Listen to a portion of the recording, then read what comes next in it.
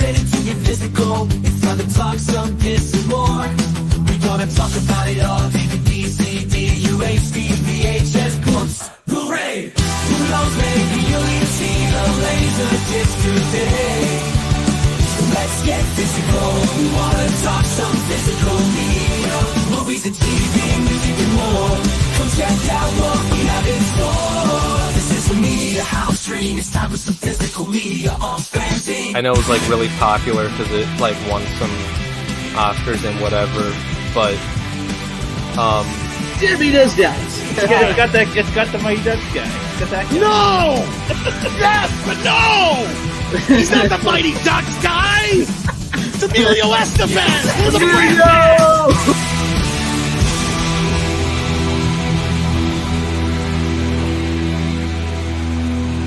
You can never have enough physical media.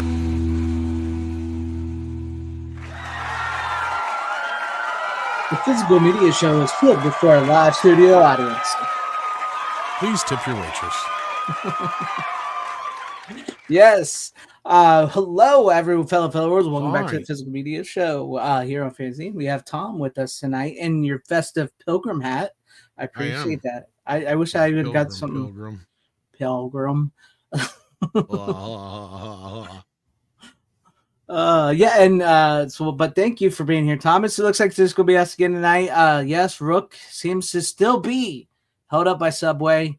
We're probably gonna have to Hostage. we're probably gonna have to finance some fill-ins before we can get him back here, hopefully. But it is getting close to that wonderful food day, Turkey Day. Oh, it's gonna be the most food I've eaten in like 5 years. So no, I should say the most food I've ate since last Thanksgiving. But yes, it's coming up, the Gobble Gobble Turkey Day. But with that, let's get into say hello to everybody. Yeah, we're a little early tonight. I can't believe it. A little bit. Yeah, we got a lot of news in the intro, so we should probably yeah. get rolling on that sooner than later. But say hi first. I know you. Yep, I'll go say hi and we'll get it going. What's up, Heather Preston? Glad to have you with us. Random Bread, hello there, my good friend. Ace Hanlon, what's up? Hail to you, FKHC 2005, Duck Nation. Yes, I've got a few, not a lot, because I haven't been able to buy a whole lot, but I've got a few. What's up, Tim Hayes? Glad to have you with us. And Style Section. Hail to you and the Physical Media Gang. Let's see. Hail to you, Brian Barth. Glad to have you with us too. You don't want to. Tom actually brought a show that. Yes, it has been AI upscaled. Apparently, it's not. Yeah, something's off about it. I definitely can tell. So I'm not too happy about it. But hey, what are we gonna do? Yeah, what are you gonna do? And what's up, Trevor Maurer? He says hi to the old North American. Happy forthcoming Thanksgiving from Aussie land, where I guess I am technically in the future. Yes, it is already Thursday down there. Yep, there's a new emoji I need to make, an F Subway emoji for everybody. That's part of the memberships there. Has he been around long enough to earn it? We'll see. We'll see how good. I am so mean. He's got to earn the F Subway. Yeah, that's right. He got to earn that shit. Runner earned the F Best Buy, and we earned the F Shout Factory. Damn right. That's right. What's up, Cowabunga, dude? Glad to have you with us. Let's see. Yes, it's Tom Turkey. Tom Turkey. What's up, Venobite? Hell to you. And I think we're all caught up. Make sure you guys share the link out, give it a like, and subscribe, and all that. But let's get into the physical media news before we show off some physical media. Yeah, it's been an interesting kind of day or week for news. First, just kind of the randomness. We got Pretty in Pink coming for Valentine's Day, it looks like. On 4K. I'm not surprised because it's had a 4K master for quite some time. In fact, I think the last Blu-ray release from like half a decade or a decade ago is from the 4K. Yeah, master. it was like that one, and what was the other one with it's the Eric guy. He was originally Marty McFly. Eric Stoltz. There was another like John Hughes sort of movie like that was also had a 4K that was only on Blu-ray. Remember something. It was with the word something in it. Maybe something. Oh, Some Kind of Wonderful or whatever. Maybe Some Kind of Wonderful. Yeah, I think that's what it is. Yeah. And Over the Top, it looks like, is coming at least in the UK for now, and I'm sure we'll get a US version of it or Germany, sorry, not UK. From Cape Light Pictures, in 4K. Coming actually April of 2025. So I wouldn't be surprised if we get that here at some point from Warner Brothers.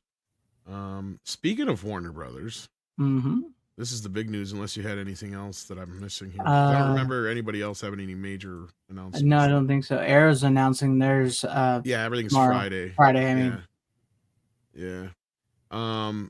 There was this leak, because we already gotten some rumors that the Bond. Well, actually, before we get to this, let's get to the whole. We should probably bring up the Lionsgate thing, shouldn't we? Oh yeah. Do you want to do that first? Yeah, let's get into that first, because that's less of a conversation. Okay, so Lionsgate is actually doing their own direct-to-consumer boutique type situation label. So what they're doing is they're re-releasing Apocalypse Now in a steelbook, and they're also releasing what was ostensibly the UK version of The Conversation. I know because I have this. I mean, I think there may be a few differences, but it's almost exactly identical otherwise, if you want to share it on screen. So these two are the only two titles thus far that are available, and they ship early part of December. Okay. Now, the reason I'm bringing this up mainly is because, as far as I know, the only place you can get these in the U.S. is through their website. So they have this own built-in website thing now. Now, the rumor is, these were the other announcements we missed, so we might as well get into them, and this is where they combine. Kill Bill and Volume 1 and 2 and Jackie Brown are rumored to be available only through here. Or at least maybe the steelbooks might only be available through there. So keep that in mind now. That's the rumor. And my other hunch I have here, because we had it kind of confirmed by Dave Morrell himself, that there are new scans of Rambo, as was told to us by Robert Murray Burnett. Yep. The Rambo films, including the international cut of Rambo 5. And I'm willing to bet that's how Lionsgate's going to re-release those. I would assume you're probably right on that. Yes. Yeah, I'm almost willing to bet money on that. So that kind of confirms a lot of that now. So we'll probably get the Rambo films within the next year as well. And it also has me curious as to what other Lionsgate / whatever other company, they own a few different. Yeah, like the Vestrons. Yeah, the old Vestrons, the old Live Entertainment and stuff like that they own. So I'll be curious to see what they throw up through there. We'll throw out there. What do you think we might see through there, Greg? I have a feeling you're right. Like some of the Vestron titles we might see in 4K and such. I have to say the Vestron titles, especially, and maybe some of the Artisan titles from back in the day that, which I think they lumped into the Vestron Live Entertainment, but I wasn't. I keep thinking the Vestron because like it's been a long time since they announced one of those and have released one of those. I can't even remember what the last one was. I'm thinking it was maybe that Jamie. The last ones I got was like the Wraith, and I think I got the Maximum Overdrive steelbook and the Little Monsters steelbook, but otherwise I can't remember either. Now that you mention it, it's been a while since after they brought it back. It's been a while. Arcade, was that one of them, or was that a different company that just looked like? I think Arcade did. Isn't that Full Moon? No, not Arcade. No, that's somebody else. Or not Arcade. The one that I brought on here not Joysticks. Too long ago. Joysticks. Yeah, that's another. That was MVD. That was MVD. Yeah. No, I would say probably like the Artisan and the live titles, probably some of the like the Tarantino stuff. No, but I'm thinking about this, and like since they're releasing Apocalypse Now, and we probably think the Rambo titles and they're doing the Quentin Tarantino, maybe it's going to be more highbrow stuff. I was just going to say, I wonder if it's going to be a bit more highbrow stuff, perhaps. Yeah, so it might not be the Vestron or a lot of the Artisan stuff or whatever you want to call it, live entertainment stuff, but. Yeah, I could see them releasing, because I don't even know what the hell they own as far as some of that older stuff, though. That's the big question. That's what I was thinking. What exactly does Lionsgate? I know they own a lot, but they've kept a lot of it back. You know what I mean? I'm curious if that'd be a good place if they still own the rights to. I don't know where the rights are right now with like Shadow of the Vampire, for instance. That'd be a good way for them to drop that one if they did.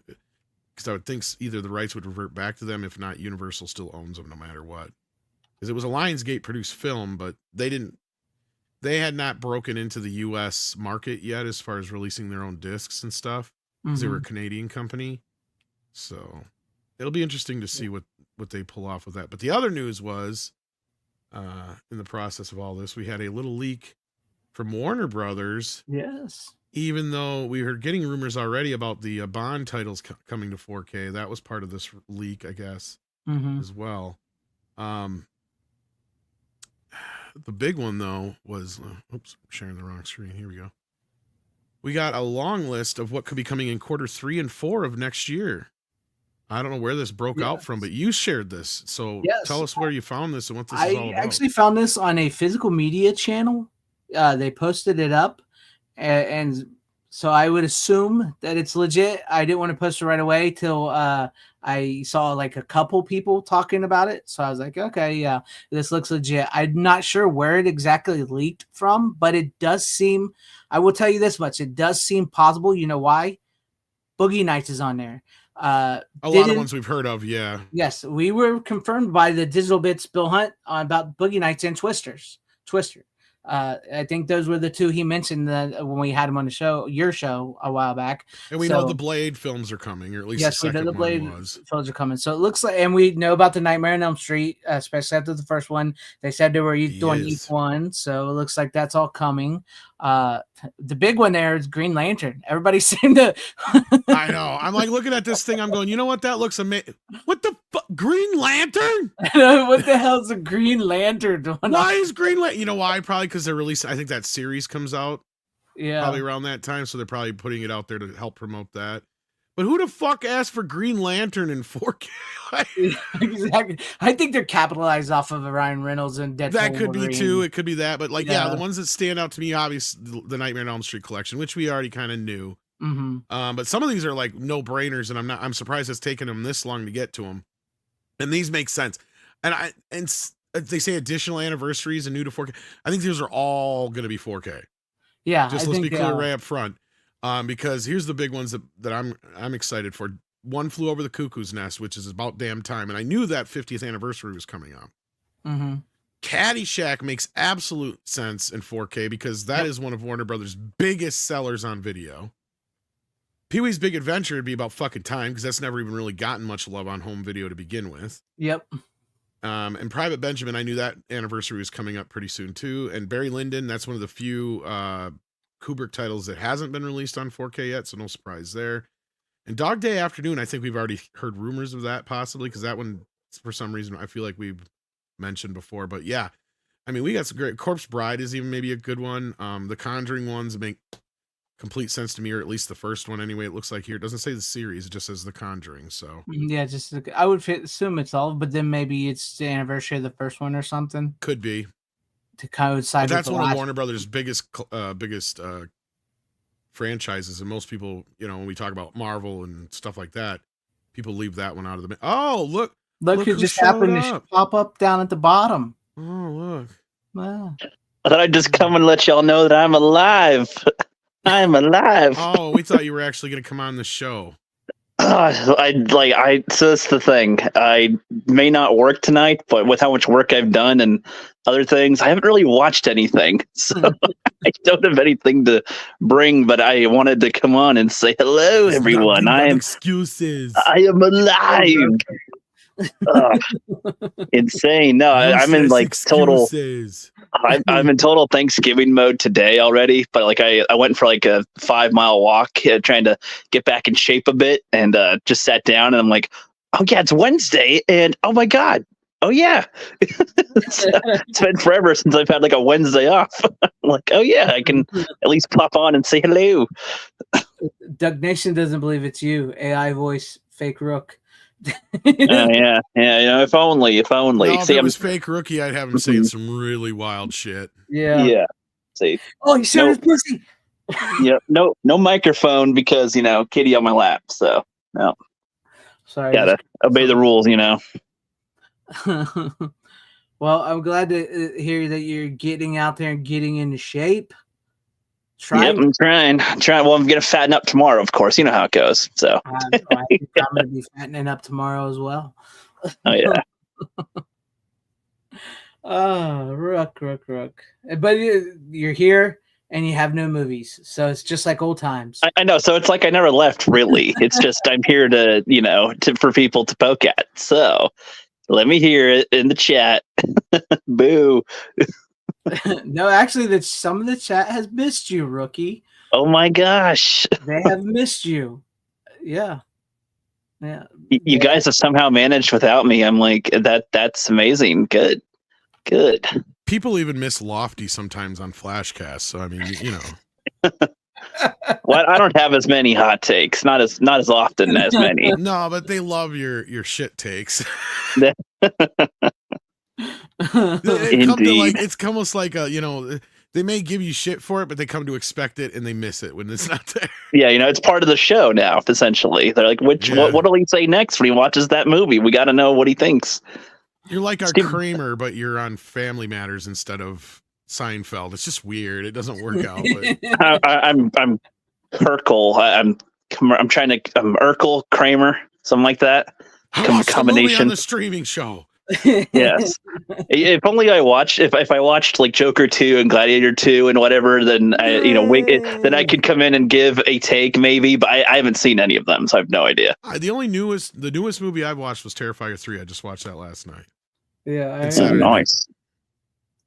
Saturday night, as in Saturday Night Live, the movie about that. Yeah. Nice. I didn't like Terrifier 3 as much as I was hoping I would. I'm a little worried about it, to be honest with you. Yeah, it's got a little bit of a mean streak to it. Not as fun and inventive as the first two. It almost feels like it's a bit of a padding to kind of fill out to lead to an obvious fourth film. Mm-hmm. I don't feel like we got... And that's the other thing is like, at least the second film, excuse, it was so long because it had a lot of story. This just feels like a lot of meandering. Mm-hmm. And a lot of time with the lead chick just freaking out and having like... PTSD. Psychotic episodes and just just some of the stuff with the kids. It's like it wasn't bad necessarily, but some of it was unnecessary. I guess you got the same problem with him pulling out guns and shit again in certain cases. Yeah. I'm not a fan of him using guns and explosives.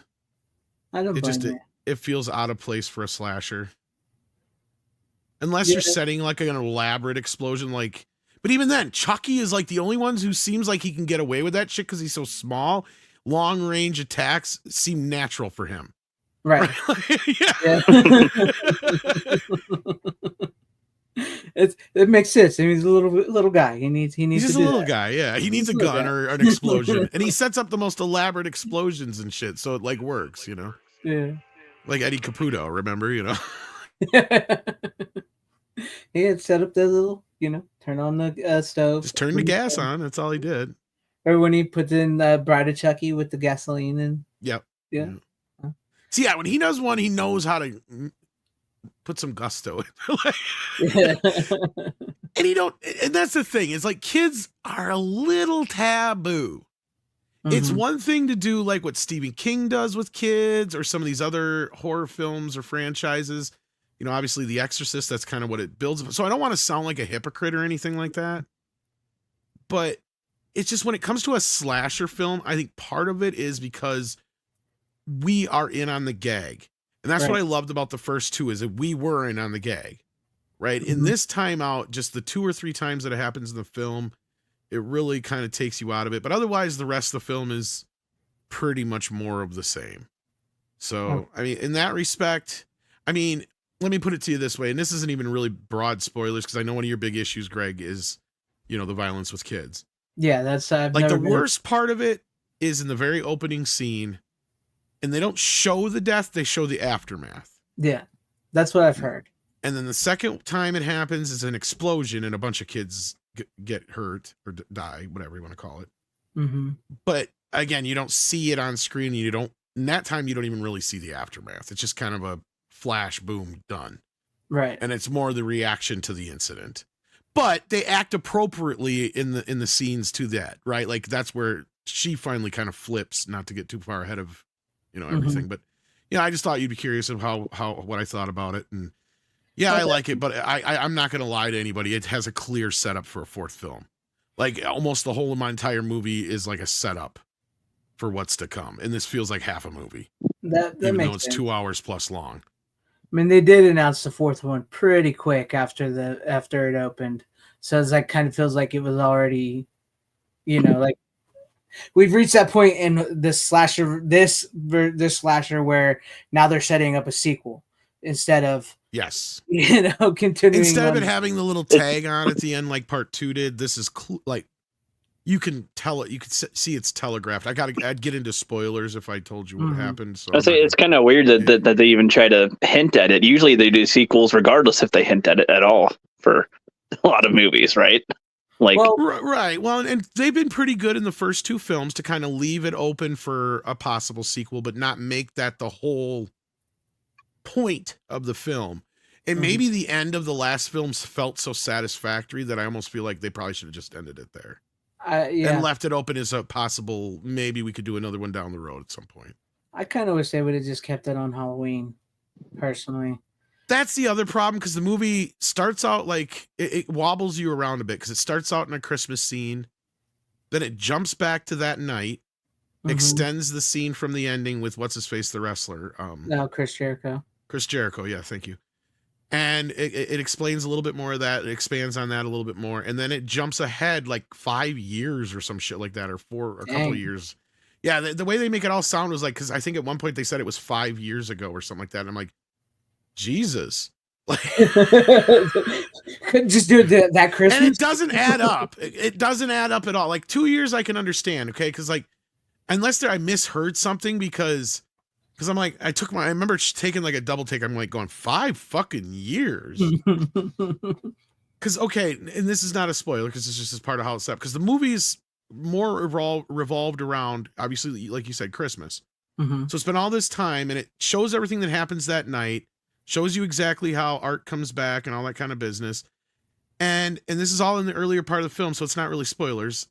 And then he just sits there. Like Mike Myers, just sits there. And he literally collects cobwebs. And I don't know what he's waiting for until he's finally woke up by somebody, and I won't tell you what happens just because it's semi-ish spoiler, whatever. It's not that big of a deal. So anyway, so then, like I said, we come to find out it's been all this time. So she's still suffering with this PTSD after all this time. Her brother's just in like college now, it feels like, but he doesn't feel like he's any older than he was in the last movie. And then and then the whole movie's kind of revolved around her going to her sisters, their sisters for Christmas, or their aunts and uncles for Christmas. I'm sorry. So it'd be her mother's sister. Right. Okay. So they're going to there for Christmas, and bless you. And so she's there first. And then it's kind of their relationship more about her and her what would be her second cousin, right? And I can understand that because I grew up in with like a lot of cousins and second cousins close to my age. So that was like, okay, fine, whatever. And she even had this like obsessive thing with the older cousin, like I've had with cousins and like certain cousins have had with me. So I could totally relate to it. I didn't have a problem with that. So you're setting up though, and she's supposed to be like 12, maybe 10, 11, 12 at tops. So then they show these pictures of when they were younger, and I'm like, okay, so how many fucking years ago was this?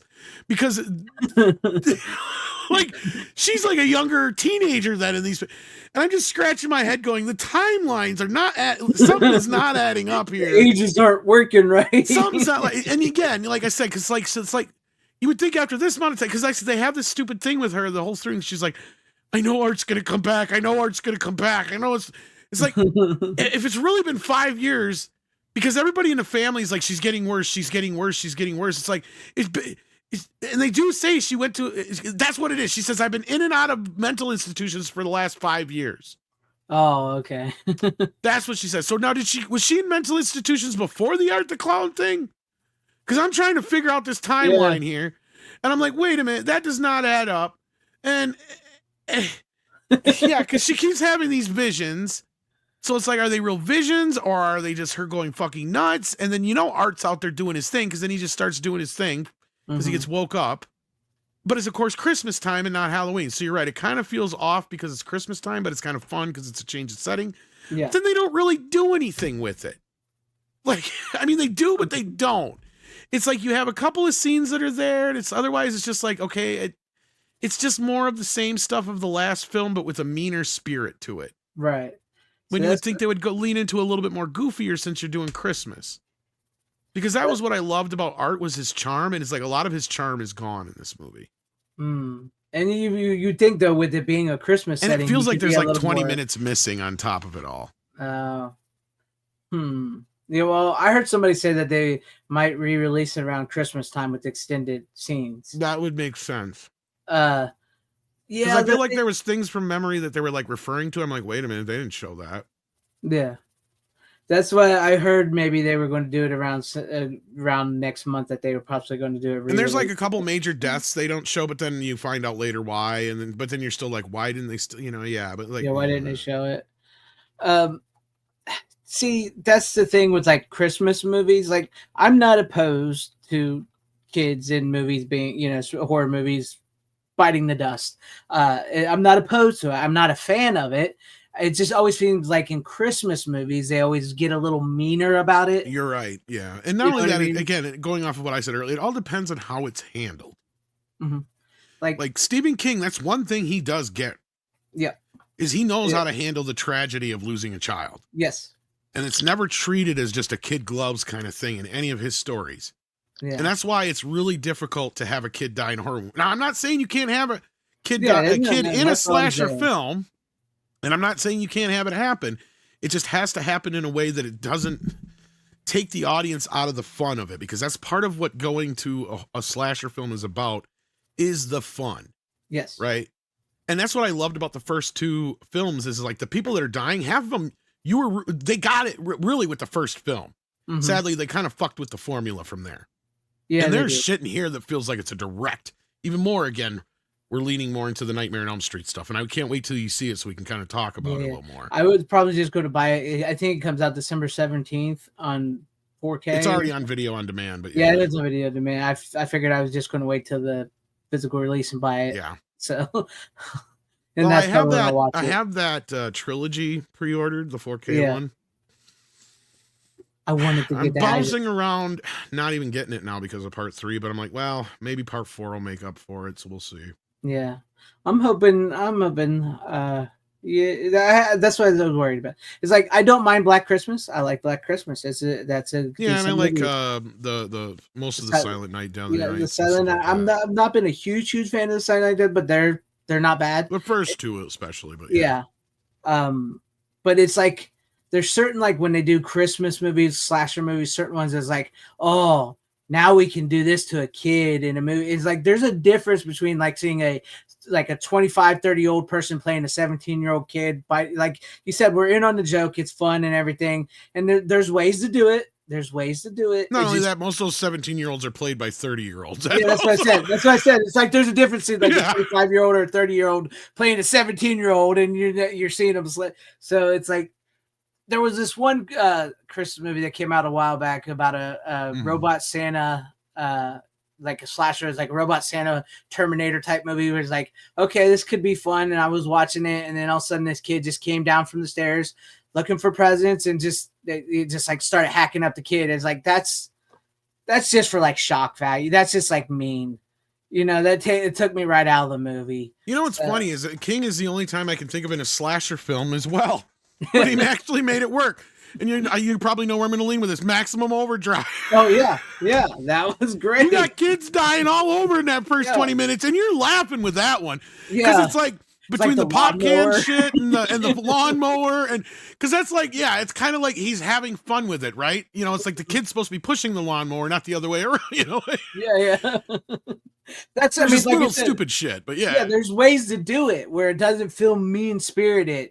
Even it does feel a little mean, but like you mentioned in Toxic Avenger, it does feel a little mean when they're like with the "Hi, Mom, I'm good." But why the freak is the kid going out on a bike ride in the middle of the night with the helmet? And it's so over the top. That's the other over the top. It's like, why are you doing that? See the big. That's almost to the level of like Freddy Got Fingered, where he's swinging the baby around the fucking. It's stupid. That was your turn, Rook, to come in with something because I know you know that one. I don't know if he realized he muted. Yeah, there we go. Okay, yeah. I coughed on the thing and I was like, oh crap, my microphone's on. So I was trying to. Happy Thanksgiving, Stephen. Yes, happy Thanksgiving, Stephen. And with that, we should probably get into the movies because we're already 30 minutes into the show. Yeah, and I'm sure once you and I get Terrifier, we'll be talking about it. Yeah, we'll talk more about it then. I just wanted to kind of give my quick review. So, I don't nearly like it as much as the first two. So that's what I had a feeling. Me personally, I was like, once they announced it as a Christmas setting, I was like, this is going to be this is going to be like the part 5 of Nightmare on Elm Street. Plus, part 4 might be on Valentine's Day. Who knows? Yeah. Plus, I don't like the weird mangled chick being kind of the replacement for the little girl. Oh yeah, from the first for some movie. reason, like the little girl just I don't remember. How did it end with her? I'm trying to remember because she just disappeared at the end. I was gonna say, she totally disappears in this one. Like she's not even there. She's not even brought up, not mentioned. Other than they told you got to kill the little girl or whatever. And it like flashes to little bits of it because she goes back to her father's or her thing, or whatever that he told her. But and it does bring up a little bit more of that kind of stuff. So I mean, but again, it feels so half-hearted. Like it's like you really only get like 5 minutes worth of plot compared to the last film. You know what I mean? Like yeah, it really does feel just like it's setting up the next movie more than anything. I get you. All right, well, I'm optimistically looking forward to watching it, but I can't say I just have a feeling I'm really gonna like the first 2 more than the third one. Honest, that's my and I told you the 2 worst bits, basically. Yeah. For the most part. I mean, there's some other stuff in there, but nothing there. And that's the other thing too, I guess, is it falls into that because the things we praised the first 2 movies for, it falls into one of the mistakes of, and that becomes where it comes a little bit too much of the gore porn. Mm-hmm. I had a feeling about that too, because I figured, he's like, we got to top it out. But with that said, let's go ahead and get to you. Rook, you don't have any movies, so we're just go ahead with Tom. So yep, business as usual. Yep. Well, as I said I was going to, I did watch Gator. Right. The sequel to White Lightning, starring Burt Reynolds, about Gator McCluskey. Nice. And honestly, I'm not even sure how this is a sequel to the first movie.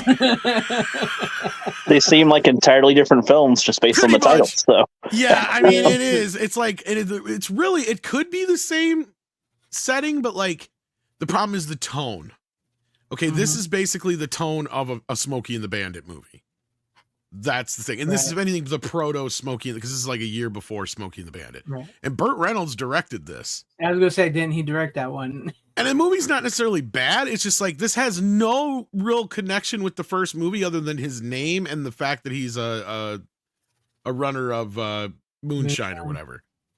Because otherwise, like all of a sudden he's got a fucking daughter who's like 10, 11, 12 years old out of nowhere. And it's only like 3 years since the last movie. And then they have the same plot happen, but it's more humorous. And then this time it's the cop's idea, not his. Oh. Right. So they're like going to bust him, but they like, okay, well, I can make him actually work for us. And it's like, okay. And I like Jerry Reed and he's great. Like it's fun, but it's just kind of like a head scratcher. You're just going like, why didn't they just make a whole nother thing on its own thing? Cause like the fact that he's a moonshine runner is so ancillary to the plot. He just could have been a Burt Reynolds type character who does stuff. He just drives real fast. Whatever. It doesn't really fucking, because actually that makes more sense because he ends up becoming a runner for these, like a runner for the mob or whatever it is for Jerry Reed. So yeah. Right. But overall, I mean, the movie was okay, but you guys were right. You said it last week in the chat, not nearly as good as the first one. No, that first film's a fucking great film, and I can see why that first film's one of Tarantino's favorites. Yeah. But this definitely pales in comparison. But as far as Burt Reynolds movies go, it's very much a Burt Reynolds movie. So yeah. I mean, I figure if you're a fan, like I've never seen Gator, but I have seen White Lightning, so I can't say I've seen Gator. McCluskey. I feel like I've only seen Burt Reynolds represented by Norm Macdonald. He doesn't do the worst Burt Reynolds. And he played his son in something too once. My name is Earl. My name is Earl. Yeah, I was gonna say. Yeah. He did. I remember. Yeah, that. I mean that's the problem with the movie is the tonal change, right? Like that's the thing. You're going from, a serious film with a few comedic moments, very few, to Burt Reynolds' basic shtick that he does for the next 5, 6, 7 movies. Yeah. His Cannonball Run / Smokey and the Bandit stuff. That's all it is. Yeah. Did Cannonball Run and them ever get like releases? I think one of them did get here, but I think I have imports for one of them, if not both. So they might not have. I was gonna say I don't remember if they got both of them got released or not. But Rick Johnson is going to go ahead and order White Lightning. Actually, I'm going to be showing one of the ones that Rick sent me tonight. Oh, nice. Yeah. That's cool. I wish I had more to say on Gator. Like I said, I haven't seen it, but I do like it's, Burt it's, Reynolds. it's a quick one more than anything. I mean, it does show that Burt could direct. I mean, not the only thing I would give him shit for, because the movie was successful, so you can't knock him for that. The only thing is, I just feel like he had whatever reason, instead of just making it a sequel, should have just made it something else. But yeah, that's just me. Oh. Yeah, maybe they only did come out on Blu-ray and import. It seems like they both Rick and Tyrell there has the imports. So I know I have them both on Blu-ray, but I think you might be right. They might be both. Yeah, I've been wanting to get those for a while. I haven't seen them in a long time. I've also been wanting to watch. Jackie Chan's in the first one, I think. Yeah, he's in the first one. I think that was his first American movie, if I remember. It was at that time. That was when they tried making him happen back then. Yeah. Little did we know it was going to take about 15 years. Yeah, Rumble in the Bronx first. Yeah, I was just going to say Rumble in the Bronx. Doesn't look a thing like the Bronx, but we didn't care. Yeah, you don't care. I've been wanting to watch the not that it has anything to do, but thinking about the Burt Reynolds and these movies, it makes me want to watch the Clint Eastwood with the Every Which Way But Loose and Every Which Way You Can or whatever. The Clint Eastwood ones with the orangutan. That's a good example of how like the second one took the piss out of the first one. It's kind of similar to Gator in that respect, because that second Every Which Way film or whatever you want to call it. That second one has a mean streak to it that's not. It goes a complete 180 from the first film too, kind of like these movies did. Only the opposite direction. Yeah, it gets a little different. Yeah, it's not as good as the first one by far. No. And it gets a little mean-spirited and not as good. And yeah, I don't like how the characters kind of act in it. And yeah, it's been a few years since I've seen that one. I know I've never really been a big fan of the second one. First one's really, really good though. Yeah, I like the first one's great. Yeah, Right Turn Clyde. Is the Right Turn Clyde's the first one? Is it the second one where he does the flip off thing? Because I was say that's the only funny part about the second one. Oh yeah, with the flips. Yeah, I think that's the second one. It's like I said, it's been a long time since I've seen either one of them too. So. Yeah, because Right Turn was the gimmick for the first one, and then I think him flipping him off was the gimmick for the second one. If I remember right, it's been a long time since I watched them, but yeah. Yeah. Well, at least you can recommend White Lightning and Gator just for a fun time, at least. Oh yeah. As far as like the Burt Reynolds spectrum, it's definitely on the positive side. It's just, I wish I'd have known, because like I said, you guys kind of pre-warned me in the chat, but I really wish I had known there was going to be a huge tonal change. Because I watched the trailer, and the trailer gives you zilch. The trailer is literally Burt Reynolds talking to you a la Alfred Hitchcock style. And he's like, I wanted to make a movie that was about the human being and how it was the feelings and the emotions and like all this stuff. And, in the vein of Laurence Olivier's, and the what do you call it? The Seventh Seal and Lawrence of Arabia and all this other shit. And he's like, but instead they wouldn't let me do that. So I had to make Gator instead. Like, and it almost kind of rings true as you watch the film. You're just like, fuck, dude. He like,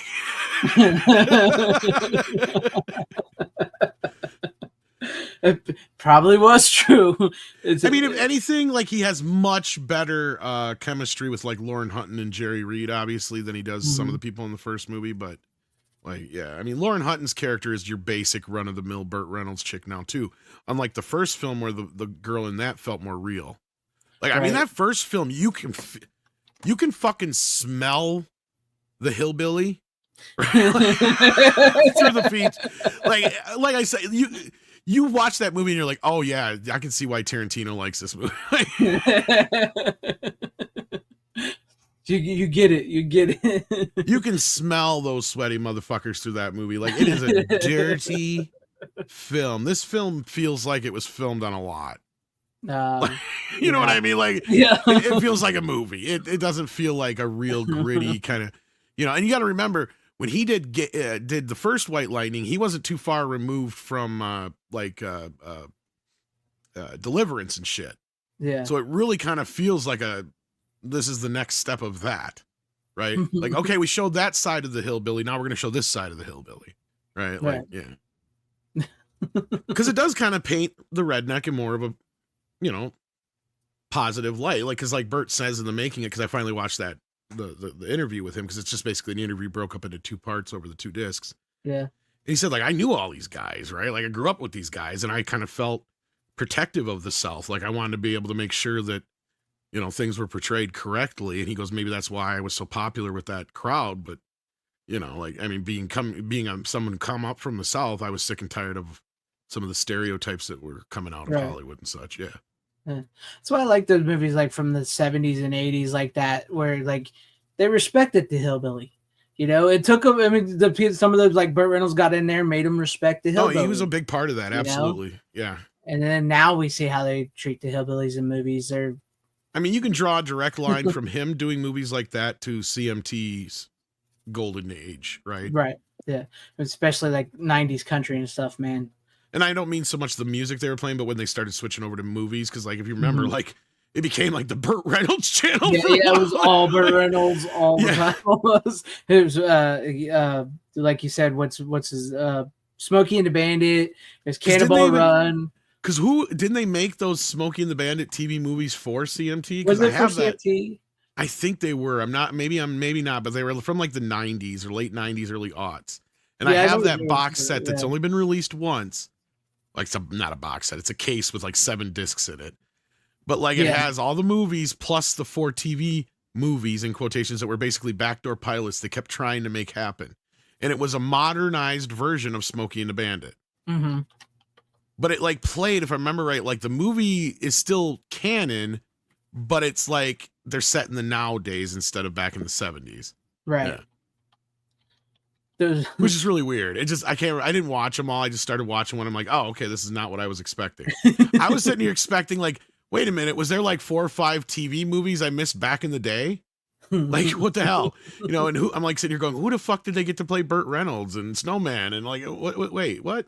And then I'm watching this and I'm like, this feels like something that would have been on CMT. Like, more likely.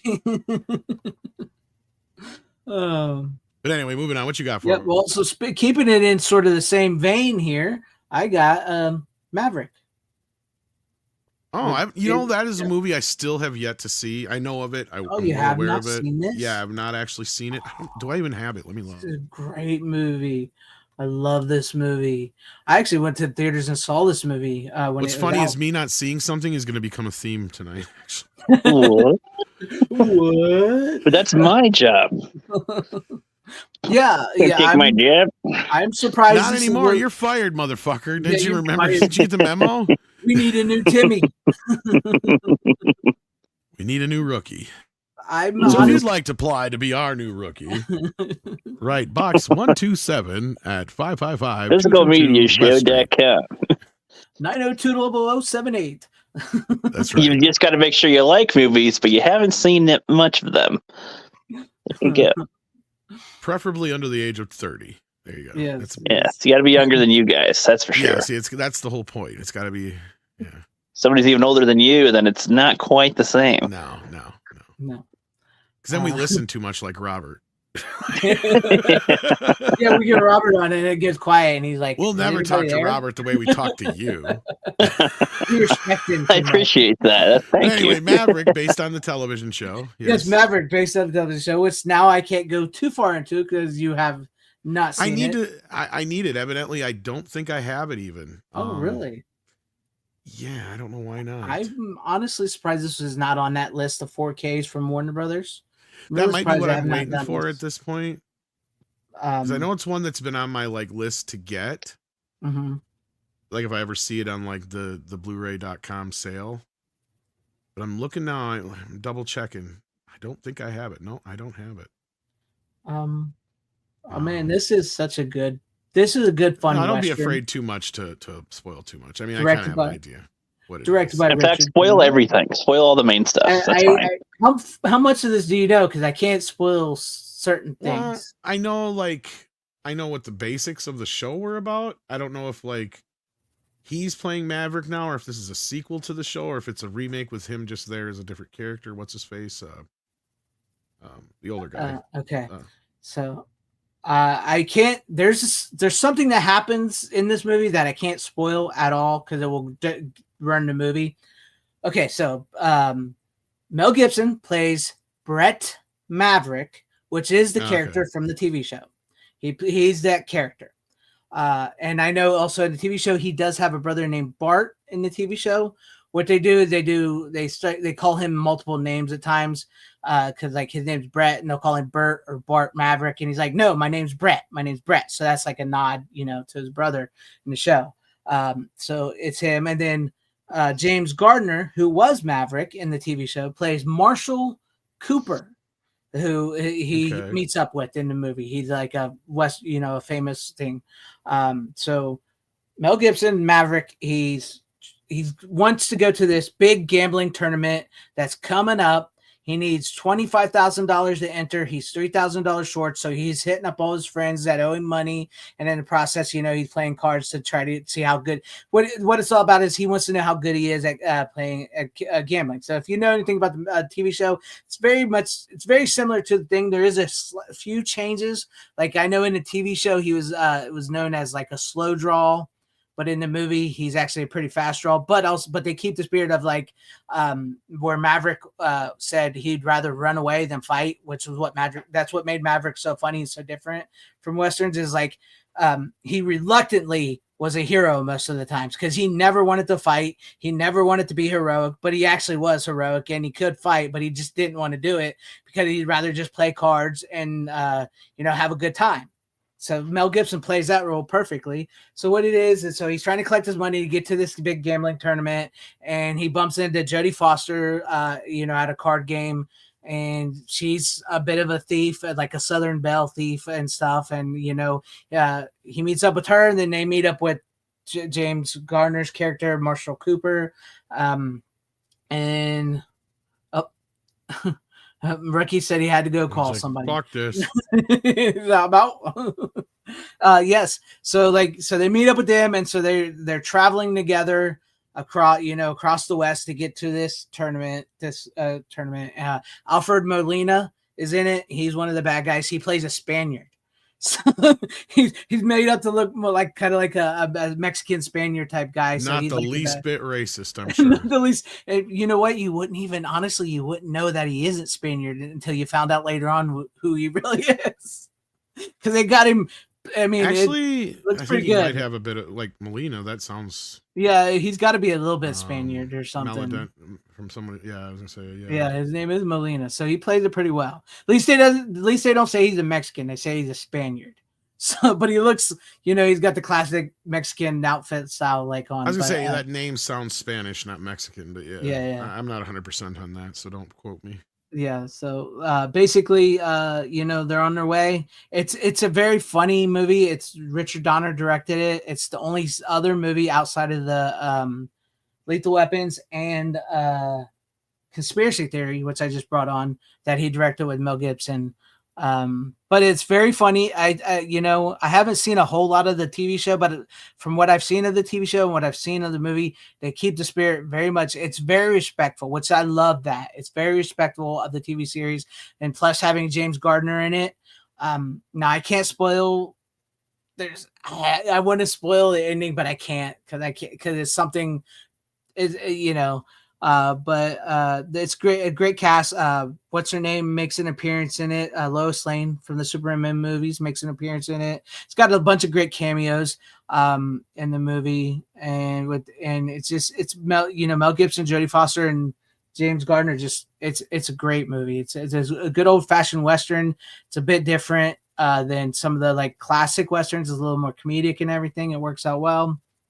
Everybody, it's great. And once they get to the, not to spoil too much, but once they get to the poker tournament, if you have seen any old Western TV shows and movies, they're like almost half of the people in the poker tournament are from old Western TV shows and movies. I mean, they got Waylon Jennings, they got I want to say this guy from the Virginian, I believe. I think it's the Virginian. It's got a guy from Laramie. It's got a Clint Black, which is not a Western, but it's got some country singers in it. It's got Uncle Jesse from the Dukes of Hazzards in it. So it's got like a bunch of cameos in the movie. And I'm really surprised you have not seen this, Tom, because I really, really do think you would dig this movie, especially with like the Western. You're just one that got past me. I don't know why, but yeah. Yeah, it's just James Coburn is in it. He's great in the movie as well.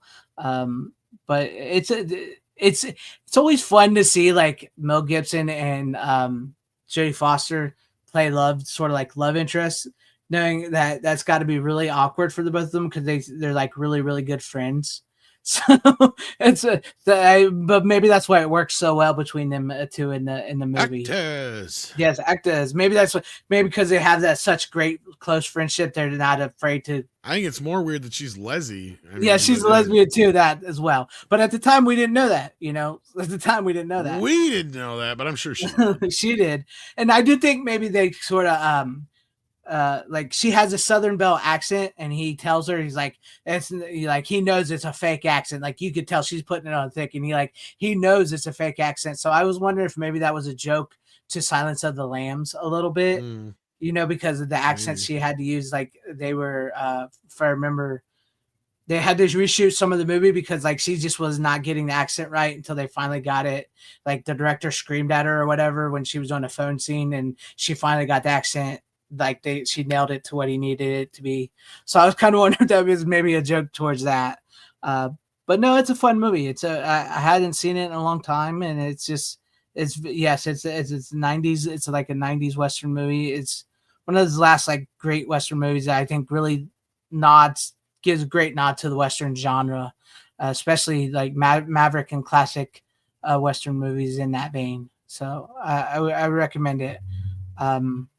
I don't want to say because like there's a twist at the end of the movie, and I probably shouldn't have said that. So, especially if you don't know it, the comic. No worries, I'll probably forget it by the time I get the chance to watch it anyway. Yeah, but it's fun. It's a fun movie. Fun, very fun. But you go ahead and go to your next pick if you're ready.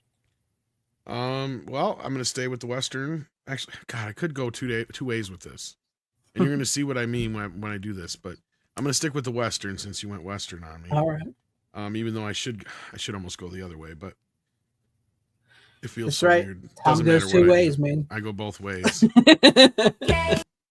Now I've talked about this before. Oh yeah, I love these movies. But I gotta add an addendum to my initial reaction to the 4K. Okay. I don't know if I had something turned on my TV or what was going on at the time, but this is actually a much better transfer than I originally told you guys back in the day. So there's the positives and the negatives about this. Okay, the positives, the movie's great, looks pretty good, really nice, overall mostly balanced 4K scan. It seems, I don't know if it's from the negative or not, but it does appear to be a better or newer scan than the one from the old Blu-ray. Although the old Blu-ray does look pretty good. Mono soundtrack. It does have the commentary by John Carpenter and Richard Schickel, but that's it. Oh. So if you want any of the special features, you have to hang on to this. Isn't that the case with Warner Brothers anymore? Yeah, because there's two featurettes. One of them is like a 30-minute thing about the making of the film that are not carried over, nor is the theatrical trailer. So yeah, that's a sad part there for some fucked up reason. And it's just it's of course it's only 4K only. So they don't even have Yeah, no Blu-ray. You muted. But yeah, I meant to turn off my camera instead of muting, but yeah. But otherwise, no, like the movie's good. It's funny to find out after the fact, because I'm like watching this movie, I'm like, this feels more like it's a pilot for a TV show than it does a movie. And then you watch the making of it and you find out that Howard Hawks was really influenced by all the TV shows at the time, because this came out in the late 50s when Westerns were kind of on their way out, but television was dominated by, I think, either 25 to 35% Western television shows at the time. That's what Which is why sometimes when we say people like to compare the superhero movie to the Westerns, but they have no fucking clue. Yeah, right. Like, Westerns were more dominant than you could imagine. Oh, they were anyway. cute. Yeah, anyway, that being said, so yeah, it does kind of feel like, because he said that's the thing we noticed about the TV shows, the plots were always secondary. People were watching them more for the heroes or the characters or whatever. So yeah, so you got Ricky Nelson, who was actually the biggest star at the time. Yep. But gets third billing. Dean Martin and John Wayne in the lead, and Angie Dickinson, who's hot as fuck as always. Yep. And no, it's a great film. It sounds like you've seen it before at least a few times. Oh yeah, I've seen my dad. My dad absolutely loves. I've seen it probably Rio Bravo and the other one with James Caan and what's his name? Did my thing just go out or did you go out? Oh, we lost Greg. Shit. Okay, I'm on my own. No.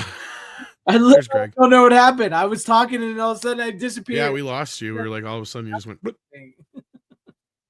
That was weird. It's like StreamYard just kicked me for some reason or something. It was weird. Does I sound okay? I'm not glitching or anything? No, you sound fine now. That was weird. Yeah, and you sounded fine before. You just like dipped out all of a sudden, then you disappeared. It was really weird because like I never lost the bar. It was actually the internet was holding up pretty good there for a minute.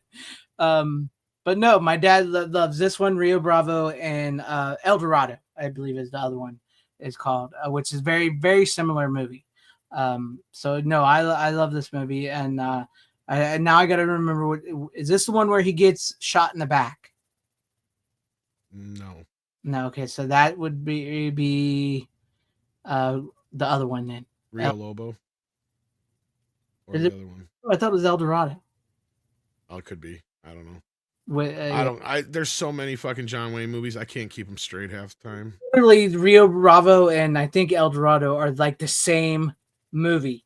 Rio Bravo it starts out with Dean Martin's drunk and he's he's a drunk. Yeah. Yeah. And so that he gets him on the wagon, and then Ricky Nelson comes into town with this other group. And Ricky Nelson's boss is going around trying to get support for John Wayne and ends up getting himself shot by the gang of the guy they got in prison. And it's mainly just about them trying to survive until the U.S. Marshals show up to get the guy out of the prison. Yeah. Yep. Yeah. Yeah. Go ahead. I'm sorry. No. I was just saying that Ricky Nelson ends up just becoming a deputy too, is all that really is different. It happens otherwise, but yeah. No, I love the movie. That's what I'm trying to figure out here. Let's see. This is one I'm looking for. I had to look it up real quick. Yeah, if you've ever seen the movie El Dorado, that's the one with James Caan and Robert Mitchum. It's the same movie. It's legitimately the same movie. But in that movie, he gets shot in the back in the beginning of the movie, actually by the son that from Rifleman. The kid that played the son in Rifleman shoots him in the back, or no, a woman shoots him in the back. I'm sorry, and then he leaves and he comes back. Robert Mitchum was his deputy, is a drunk, cleans him up. James Caan comes in, helps him out. They have a prisoner, and the guys are coming to get the prisoner, so they're held up in there. So it's like Rio Bravo and El Dorado, same damn movie. I love both of those movies. I've seen it, and I'm glad because I was actually going to buy Rio Bravo on 4K, and then I didn't because you said it wasn't a good 4K. So now I want to get it since you're saying it's actually pretty good. Yeah, there was some shots that had some still grain and some other things, and I don't know if I just had something turned on my TV and I didn't realize it at the time when I was looking at it, because I only put it in for a few minutes. And then I compared it to the Blu-ray, and I was like, what the fuck? Like, it looked like it was a bunch of processing and stuff all over it, and I even told Spencer that Idealistic Crusader, and he's like, oh, weird. He goes, I heard it was a pretty good scan, so I was like, I had to email him somebody, oh yeah, I must have fucked something up on my TV or something that day, I don't know what. So no, I watched it and it looks pretty good. A good film, and I can recommend it. It's a good one. I like Rio Bravo. The only downside is, like I said, you don't get that documentary and featurette. And the featurette is really kind of meh. It's just basically like the set that they used for the movie is, I think, still exists, or at least it did when they made that documentary. So they just kind of take you through a tour of the set. And I didn't even really watch it. I was just like, oh, okay, who cares? Yeah. But I did watch the other one. It was like 30 some minutes. It's a decent it's got like John Carpenter and a bunch of other directors and stuff talking about Rio Bravo and Howard and Hawks and shit like that. Yeah. It's a shame he never did get to make that Western with John Wayne. That would have been something. Yeah, this is one of his latter films from what I remember them saying too. So yeah. Where did Rook go? He had a call. Yes, Stumpy. I remember Stumpy. But no, I'm glad to know that. Maybe it'll go on sale for Black Friday, and then maybe I'll get it. Maybe. Yeah, because I was wanting to get it, and then I didn't. I was like, okay, Tom said it's not that great, so I'll hold off on it for a while. So, but no, I liked Rio Bravo. It's a great movie. Like I said, I've seen that. I've seen Rio Bravo and El Dorado so many times. That and McClintock with John Wayne. That's like my dad's 3 favorite John Wayne movies are McClintock, El Dorado, and Rio Bravo. And I've seen all 3 of those so many times. They sort of bleed together in my head. No, I can understand that. Right. Kind of the same thing with me. I only certain John Wayne movies I could remember. It's the same thing with some Clint Eastwood movies too. It's like I don't know them as well by name as I do by the plot. And it's like once you tell me the plot, it's like, oh, okay, yeah. Or their co-star or whoever, yeah. The Searchers, I heard The Searcher was coming in 4K. Oh, and also the Man Who Shot Liberty Valance, but I remember that one because it's a black and white Jimmy Stewart. So that one looked really good. I remember bringing that one on here. That one looked really good. Yeah. I mean, Paramount, the people they got over there, and I've even seen they even have a podcast they do. Like the one lady and the guy, I don't know if they're a couple or if they just do the podcast together or what. But like, because sometimes for the most part, Paramount does have fairly good scans, although there's going to be ups and downs with some of them lately, it seems like. But in fact, my next one is going to be a Paramount title from a while back that actually has a really good scan. But yeah. Okay. No, I guess if you have anything else, that was pretty much it. Like, not a whole lot more I can say on that. I mean, yeah. I do gotta say, like you mentioned last week, we have been watching some mainly men movies lately. Yeah. And it continues as we go I wonder what that's all about. Yeah, I know, right? But I got something here you've seen, and I guess you could kind of say this goes along with Thanksgiving because it does have Thanksgiving in it, but I got American Movie on 4K. Oh, wow. You already got it on 4K?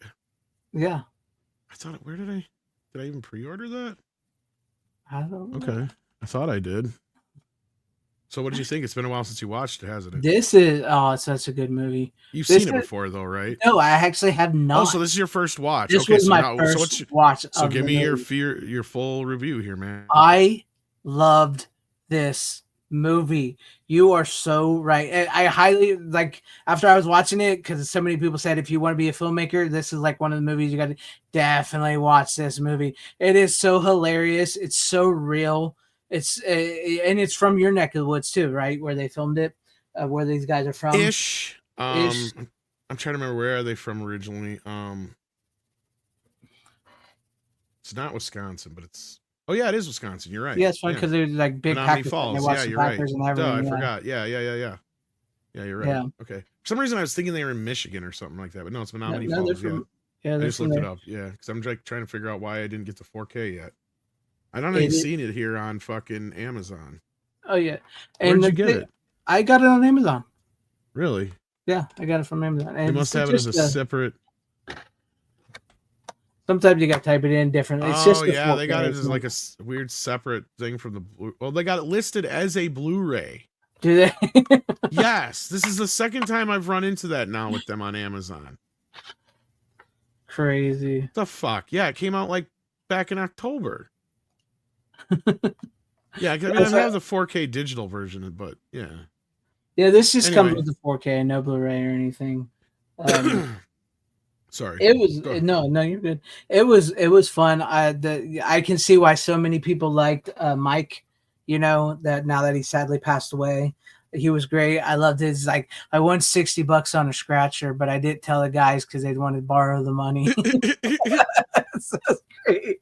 And then I love the beginning of the movie. It's because like you said, what they're supposed to be filming is a movie called the Eastern.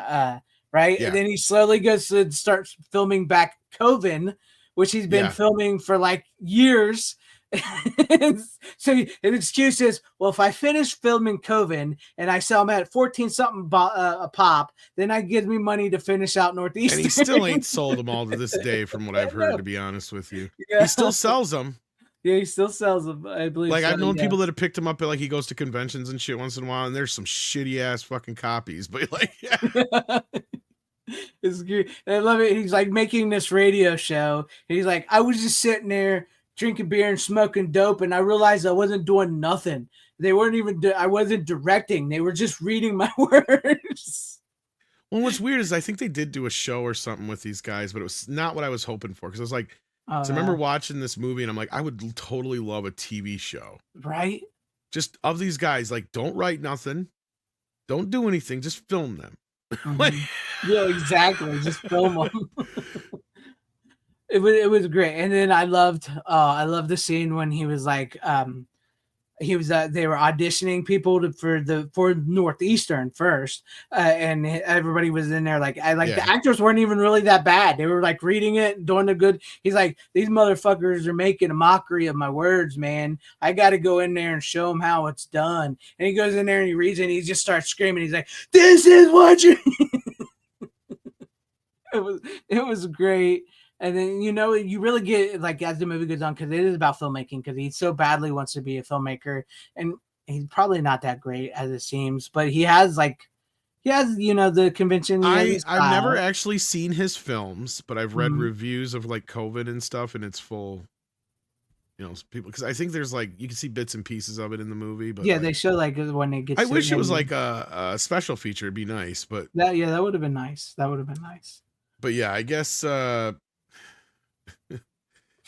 Yeah, I guess he has sparks of a good filmmaker in him, but he has a lot of the, what do you call it?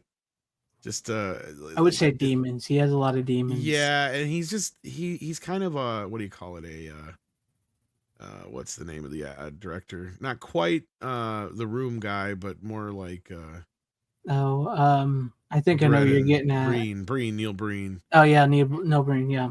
Yeah, he's kind of like a Neil Breen of sorts, but not quite that bad. But he has a really good supportive group. That's the thing. So yeah. I mean that's where the charm of his life comes in is he's got to be clearly some kind of autistic. Mm-hmm. Yeah, he's like, because he's got it. Like, he seems like he's a good writer actually, because like the way he writes and stuff, and then like, but it's putting it all together is where he runs into trouble. That's just it. Like, he's got sparks of bits and pieces of things there. You can see why, like, he's got the drive, and he does have something, but like, yeah. I mean, he's got his friends. He had Mike. Mike actually does the music for this documentary, by the way, which is funny. But like, he's got Mike. He's got all of his childhood friends working with him. He's got his mom driving along with him and filming him and stuff. And he's got all the people like he worked with at the radio station where he puts together radio plays, acting and stuff. And he has, I think it was his uncle, his great uncle or whatever, that he kept private getting money from. He's like, how much money you got in the bank? $280,000. And he keeps trying to get $40,000 from him. And I love the fact that he has this picture of this one woman, and he keeps showing it like, this woman's going to be in the movie. Take a look at her, how hot she is. She's never in the movie at all. I was like, oh, they're never in the movie. They never show her ever. It's just a picture. Yeah, he's a bit of a shyster when it comes to his uncle, but it does have a very sweet, bittersweet ending to it. It does. It does. And what is Tom is talking out of? But they are a great companion movie to watch together.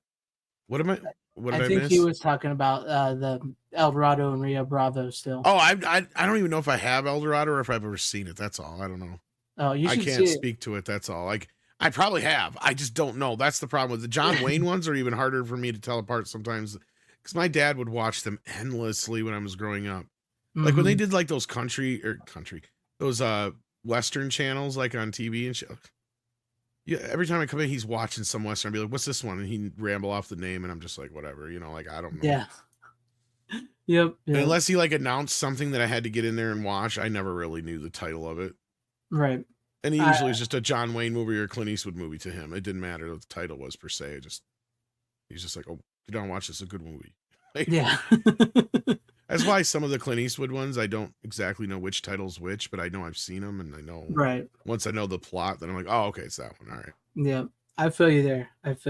And my dad. Hang 'em High very was one similar. for the longest time. I couldn't remember which one it was, and I think I kept mixing it up between either Pale Rider or what's the other one that came out in the 80s? I'm trying to remember now. There's Hang 'em High, Pell Rider. I'm trying to think of it too. You know the movie I'm talking about, but like, yeah. So I kept getting the 3 or 4 of those mixed up all the time, but then once I kind of, Yeah, and the one where he's like, they call him Preacher. I Yeah. can't remember that movie. Yeah, there's so many. High Plains Drifter. Thank you very much. I think that's Yes, that's it. of. That's it. Yes. Yeah, that's one I was thinking of too. But then there's so many of them. Like I said, like I same with you. My dad watched them all the time. Still to this day, I find him watching them. He watches that. Yeah, I'll come in, and if it's not something sports on, he's got the fucking Western channel. Yep. My dad just watched the movie. We watched it here the day when I walked in on him. He was watching a movie called Destry, a Western on that INSP channel. So, but anyways, American movie is truly a great movie. Like I haven't had the Blu-ray, so I can't. It's okay. It's all right. It's okay. Jesus told me so. You have something to live for. He does it 38 times. Like I'm not going to do this no more. All right, I'll see what I can work with. That's great.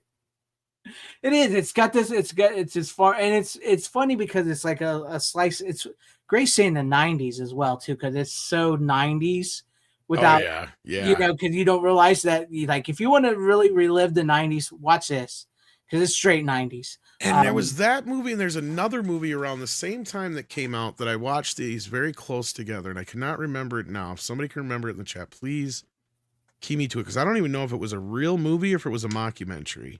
But it wasn't a comedy. But it was very similar to this. It was about a guy who was trying to get a movie made. And it gets to the point where he loses his wife. He's going to lose his house. And the movie ends with him ending himself. And I don't know if it was real or if it was just like not real, but I cannot remember to this day what the name of it was, or I don't know if I ever caught the name of it, because I probably caught it on like Cinemax or HBO or something like that. And it was right around the same time this movie came out. So I remember seeing it when I was in college. And I saw them really close together. And I always associated, there was even a point where I mixed the two movies together in my brain until I saw American Movie again. I just out of happenstance, I think on Cinemax or something like that, later down the road, a few years later. I'm like, oh, okay, so they're two totally different movies. Okay, now, yeah. So then, yeah. But then, yeah, so I've seen American Movie a dozen times now, but I still cannot find the other movie because I cannot remember what it's called. But he even starts like begging like the documentary people to help him out with the movie and stuff like that. And they refuse to because they can't get involved with their subject and all that kind of stuff. They'd be like, it's against our contract and all this other stuff. And he gets desperate. And like at the end of the movie, it's like his last thing is like a video testimony. And he's like, and then I know I got to do this. And this is the only thing I got to do. And he goes down to because he's in Vegas and he's going to gamble away. Like, cause he got like so much and he needs like, I can't remember if it was like 25 grand, but he had like, I think it was like 2 or 3 grand or whatever to work with. So he's going down to gamble. And then he comes back and he does this whole thing and he ends up killing, I don't want to say it out loud, Yeah. Does the ding. And then it cuts to like this thing saying like, yes, he did this thing on such and such date. In his room was found, the camera equipment, this, that, and the other, and over $25,000 in cash. So he had actually won the money he needed, but that was like the whole thing. I'm like, are you fucking shitting me?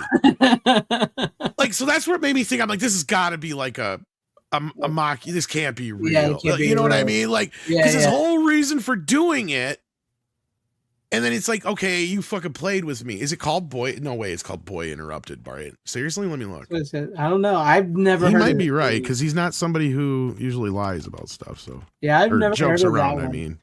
He might be right. I thought Boy Jane, Interrupted was life of her son, who was 15-year-old. No, he wasn't that. He was older than that, I think. Isn't that a Leonardo DiCaprio movie? Boy Interrupted.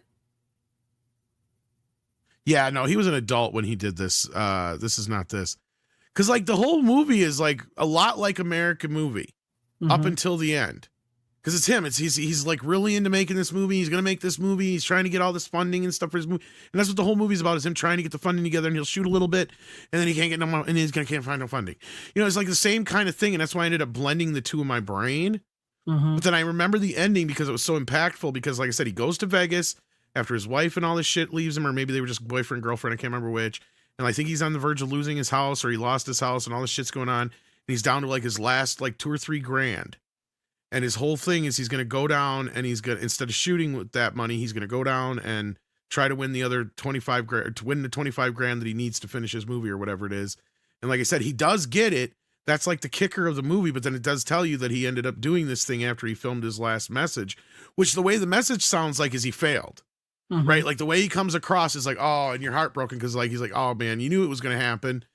And then like, he does this like thing and it goes off and he just walks off. And it kind of fades to black or whatever. And I remember it so vividly. And you know how it comes up on screen and says what happens. Right. And that's like the end of the movie. And it's like, you're shitting me. It like feels like a Joker joke. Right? Like I've never heard of that one. No, Steven, it's not the Boy Interrupted one. It's something completely different. And like I said, it might not even be a real documentary. It could be just a movie made to feel and look like it's like a mockumentary. It could even be that, because you would think that would be something that you would hear, or, you know, would stick around and people would still talk about if it was real. You know what I mean? And it just kind of got lost to the ether somewhere. And it's like, I know I didn't fucking invent it in my brain. I know, you know what I mean? Like, I didn't make it up, you know, but because it is, he's like in this desperate like race to get this movie done I don't even remember what the reason was, is he wanted to get it done. I don't know if it was for some contest or whatever it was. It's been so long. Like, it's literally been 20 plus years since I've seen this movie. Because I've not been able to find it since. So, and because for years I thought they were the same movie. And that was where it threw me off too. So, yeah. Anyway, that being said, I'm glad you enjoyed it. I knew it would be a movie that was right up your alley. When did I go to college, Bryant? Oh, well, this movie came out, what, 98, 99? So it'd be the same time period, 97, 98, 99, somewhere in there. And I think it was shown one night. It might have been showed like back to back on Cinemax and HBO or something like that. And that's possibly why I blended the two together, because they were very similar in their tone and what the stories were about. Well, like I said, the ending for that other one just took a complete drastic 180 to a point. I mean, you kind of seen it coming because he's getting desperate. Like he starts getting very desperate, and like I said, his girlfriend ends up leaving, her wife or whatever leads him and all that stuff over it by the end and all that stuff. So like, yeah, it just kind of gets really sad by the end. And then you're like, oh shit. Yeah, he did go that far. But then like they said, the kicker in the nuts is like, what, why do you do that? Like, this was crazy. But also, by the way, on this, the 4K, I don't know about the Blu-ray, because like I said, I don't have it, but the 4K does have COVID on. Oh, no way. Awesome. Yeah. I'm getting that some bitch. Yeah, no, I'm almost 100% positive the Blu-ray doesn't have it. If I could get it to whatever it says, Coven short film by Mark whatever, or maybe it does. I don't think it does though. Oh, weird. I don't know. Like I said, I've never had the Blu-ray. I don't think I've ever seen it in its entirety. Or I think I would have watched it. So I've looked for it on like YouTube, and I know he strikes it down. I've heard he strikes it down on YouTube. So yeah. Well, you can always buy the VHS copy. Still, he needs this and makes that money for Northeastern. That's what I'm saying. That's what he did. He is. He's kind of like this. I would love to meet him because he seems like this character, and it's like, this got to be a real dude. Like, there's no way you make this shit up. Yeah, because he is just, and that's why I said he's got to be like some sort of autistic of something, because he is. He's just. Yeah. He's, like they said, he always wanted to be a filmmaker. He went to the army, and that wasn't no good for him. And he came back. Maybe something happened there. Yeah, and then he was like, he works at a funeral home, and he always liked the cemetery. He works at the cemetery because he likes, nobody judges you at the cemetery. You just come out here with your beer and walk around, and nobody judges. So that's where he works. But he doesn't want to work a 9 to 5. He doesn't want to work 40 hours. He has a woman that he has like kids with, but he's not married to her, and she's dating another guy, but he keeps going to her, trying to get with her and everything, but he won't marry her. So yeah, it's like it feels too real. It's like there's a lot of Wisconsin in that movie. I'm sorry to say. I would say I know people like that here where I live as well. So. There's a lot of the skeezier sides of Wisconsin are in that movie, but it's in a charming way. It's really weird, I know, but yeah, it's just I don't know. It's just like a nice. It's like the slice of life from the. It came out in '99, but it was filmed in like '96, '97.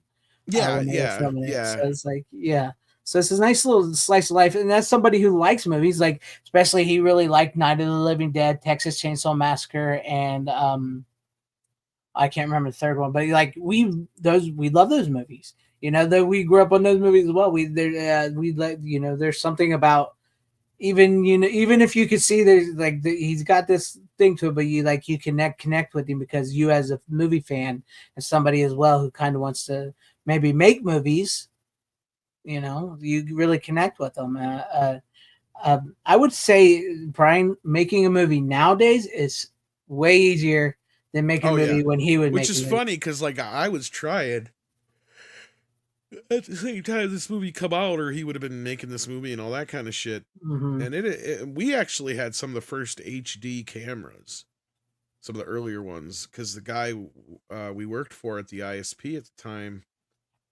he was like a rich kid. And so he had all sorts of fucking toys.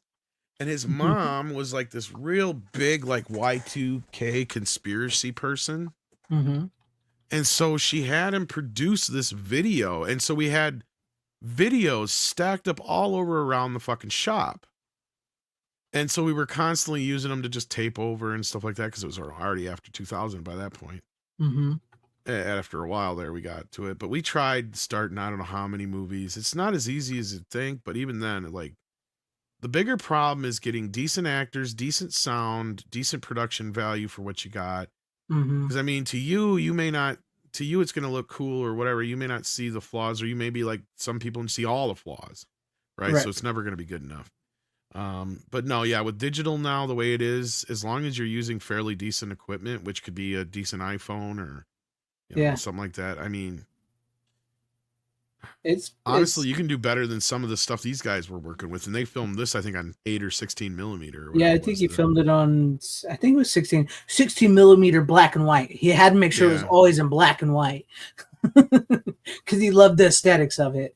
But yeah, you get so much easier now. After speaking to myself personally, after speaking to so many independent directors and stuff, it's so much easier today. And crowdfunding has actually helped a lot.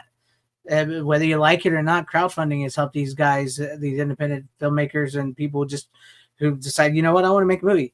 It's helped them a lot. So it's easier now. Not saying that making a movie is easy. Making a movie is still very hard. But getting all this stuff to make a movie is very, very hard. Exactly. Making a good movie is very hard. But getting all the stuff to actually make a movie and even getting people to act in it is super easy nowadays. No, yeah, I mean, Robert Rodriguez did like an indie budget for his movie book. I can't remember the name of it offhand, but like, and even then, with I think he had an 8 or 16 millimeter camera and some lights and all this other crap. Even then, I think his budget was around $2,500 or whatever it was, maybe a little bit more. Like you can do that now. Like if you had $2,500 to work with to build your camera and sound and light budget from, that's a very good start. Mm-hmm. Like you get some pretty decent equipment, maybe not full on professional equipment, but you can get something that'll get you started. Because I mean, the thing that most people with indie stuff is, and this is the same thing I tell people who are like, well, I want to do this fan film, and I'm like, don't. Right. And they're like, what do you mean? I'm like, well, take whatever idea you're going to do and make it its own thing. Because if first of all, if you're any good, you're never going to work for those companies. Because they're going to see you as competition, and they don't like it when you can do something better than them. Right. In fact, a good example is that the guy who they supposedly hired after the Luke Skywalker, the guy that fixed Luke Skywalker in The Mandalorian. Yeah. From what I heard, they hired him, but then he didn't do anything. The only other thing I think he worked on was a little bit on the Indiana Jones thing, and that didn't look very good. Nope. Looked all right. But they just kind of kept him sitting there doing nothing. To keep him off from fixing more of their stuff when it comes out. Exactly, because that's exactly it. You got, because he couldn't do that again as long as they got him under contract. Yeah. See, so yeah, But if you have something that's a new, fresh idea, well, then you're the only one who has that. And especially if it's popular, then you're benefiting from it. Mhm. So either they come to you with the deal or you're just like, fuck you. I don't need you because I got YouTube, I got Amazon, I got all these other outlets, Pluto Yeah. or whatever other. Because look at Tom Conkle. He's somebody to ask about this stuff too, because he'll tell you there's all sorts of places you can put your movie up. Yeah. You'd be surprised. So, yeah. Tubi, I've learned, is a Tubi, that's the one maybe I was great thinking place. of. Yeah. Is for independent filmmakers. A lot of them really enjoy that, putting their stuff on there. And the thing is, a lot of these like independent guys and stuff is I know they love physical media, and they love getting their movies out on Tubi's and stuff because it affords people to get their eyes on their movie, and then they can release a physical copy of their movie. So there's so many ways to go about it nowadays, which I feel bad for this guy because he was born in the wrong. I mean, he was Kind just born of, in the you're wrong right, time, yeah. sort of, in American. But then movies. again, he might be such a stickler that he because he could still be making movies now if he wanted to. Yeah, that's true. I think he's just one of those people where he doesn't want to touch digital. He just he just got a work 60 on film. millimeter black and white. Yeah. But it's weird though. Yeah. Yeah. No, but I You're really, right. really enjoyed this movie. I can't believe it took me this long to I see think it. he has made a couple other movies since then because I swear I seen somebody talk. And this is where I heard somebody talking about his style and his quality of his films because they had seen COVID and they'd seen one of his full feature length films too. Mm-hmm. So like I think he's done a couple of movies, but I think they're just really low quality, low brow shit. So like Yeah. So I don't know if he flipped over to video or what he did. Maybe he has adapted to digital already. I don't know. I mean, he must be online because I've heard every time somebody puts up COVID or whatever, it gets struck down. So Yeah, sir. Yeah. I don't know. To be honest with you, it would be almost kind of interesting if they did a sequel documentary about him today. it would be great. Shit, you could do a streaming series about him. The sad part is he just doesn't have Mike passed away. anymore. Yeah, Mike. Yeah. That's the only sad part because that's the thing. The two of them together was that was the key. Oh, like that one They're scene basically Beavis and Butthead. I mean, come on, that's kind of what makes it worse. I mean, they're the two on the cover, even. Yeah. Yeah, when they're in the college, the Wisconsin something college, and he's editing the film or whatever, and it's just him too. And he's like, "I was in the hospital because like I took these uppers and it was acid, and he's like, I almost died. They said I was brain dead and stuff, and then but I came through, and then like I was going to do my last two things of acid." And then my mom walked in with the bag. Remember I told you that story? Like, motherfucker, you just died. He just died, like brain dead and everything. What the fuck? He said if it wasn't the fact that it had a downer mixed in with the upper, he would have died. The sad part is I know these fucking guys. And he's sitting there, he's like cracking up, telling him the story that he was going to do. And he's like, "Oh man, so I couldn't get high that night." You feel so bad for him at the same time, but you can't help but laugh. You're just like, motherfucker. Exactly. Oh, so I'm surprised. He made it as long as he did. I don't know if that's what you're about to say. Yeah, I was about to say I'm surprised he made it as long as he did. Because I think he did clean up quite a bit there near the end, but like, yeah. He said I never did touch another drug since that day. Is what he says, but I don't know if I believed him there. Oh yeah, that's the thing about Wisconsin. There ain't shit to do. That's why it's probably one of the biggest states for relapse. Yeah, I wouldn't be surprised. Matter of fact, Rick, before you get into the guy that does the Womp Stomp films, Never Had Clones, was I've seen the first one. He actually might work a little bit with the Rhonda Shear stuff that we do. So sweet. Yeah, he did some interviews that I couldn't do for me. He filled in for me. All right. Well, yeah. But with that being said, let's go to you, Tom. What do you? I have two different directions I can go here. That's the sad part. Whatever feels right. You know what? Since the other one's technically not an indie film, I'll just do this. Going off the Mel Gibson thing earlier and finishing up the Manly Man movie there thing. You go. I finally got to check out Braveheart on 4K. And I actually got it with the slipcover. I'm kind of impressed with myself. Yeah, it's nice. Because I've got Gladiator, but it doesn't have the slipcover. Mm-hmm. But yeah, this is actually a really good transfer for how old it is. This is one of Paramount's earlier ones, but it goes to show you how then they didn't fuck with shit so much. Right. Because the movie looks amazing, sounds great. just as breathtaking and engrossing as it ever has been before. I mean, I remember enjoying the film quite a bit when it first came out, and I enjoyed it even more now as an adult because I think it hits you even more deeper, and it has everything you need for one of these kind of films. And I know it's not even remotely historically accurate, but I don't give a fuck. Well, they mix a lot of Robert DeBruce with him. Yeah. Well, which is funny because I don't know if you saw my post the night I watched this. I did. I was like, I was this many days old when I found out this movie has a fucking sequel. And it is a straight up sequel because it's the same actor who played Robert the Bruce in this movie, in that movie. Robert the Bruce. Robert Bruce, yes. And I heard it sucks. So I'm like, oh, bummer. Because I kind of like that guy and actor and the character. Because, like, he's, you know, it is one of the more the important parts of the film, right? And it's like, okay, so I would love to see where he come back and did exactly. Because it's being set up throughout the film, right? Because that's what Braveheart keeps telling him. You know, like, if you just decide to fucking lead these people, they'd follow you, you know? Like, you know, you're a natural born leader. Just do it. Like, it's true. It's true. But no, Braveheart is a great movie, and they did mix like some of the stuff they have him do. Actually, Robert the Bruce did. Yeah. So, well, I think it's a mix of a few different. Yeah, mix of a bunch of like Irish. Yeah. Is it Scottish? Scottish, and I think even a little bit of Irish, maybe even. Yeah. But yeah, because that's the one good part is where you have the Irish flip on. Flip on him and come over to the Scottish. Which is probably one of the few times. Because otherwise, I don't know, like there's very little difference between the two, but they can't stand each other. That's all I know. That's true. No, I have not seen Braveheart in a while, but I'm glad to hear that the 4K looks good.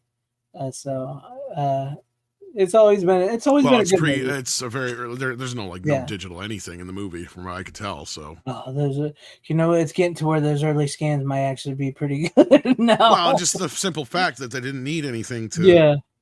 Because I mean, even though I think it came out 95, I think it was.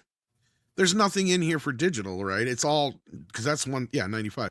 So that's one thing. Gibson, I mean, he knew how to shoot this stuff. And this was like his jumping from, okay, I'm doing this kind of thing to, and then Passion of the Christ, you know, kind of being the penultimate of what he could do in Apocalypto or whatever, you know, and stuff like that. But like, yeah, I mean, you can see this going like, okay, this guy's got the pedigree to make not just a good, like, he could have been like this, almost better than Clint Eastwood. I hate saying it, but because he can not only direct, but he can act on top of it all. You know? Yeah. Because you had a few contenders there. You had Kevin Costner and you had Mel Gibson and a couple other guys, but I think Mel Gibson was kind of a cut above the rest. Yeah, I mean, he really showed, like, moving from like the Lethal Weapon type movies and stuff, he really showed that he was so much more than just like that type of a person.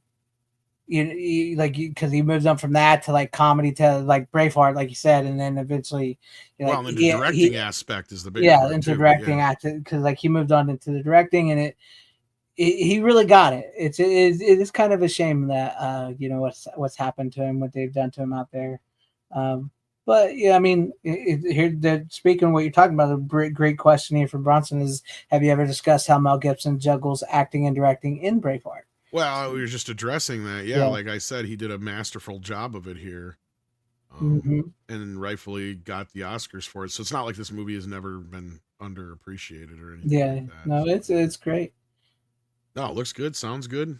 Can't recommend it enough. In fact, I think you can get it for a pretty low price, or you can buy it combined with Gladiator for some reason. Yeah, they put him in like the. I'm not been a huge fan of Gladiator. I don't hate it, but it's epic war films, I guess, to a point. Even though there's not much war in Gladiator, but I guess you could kind of.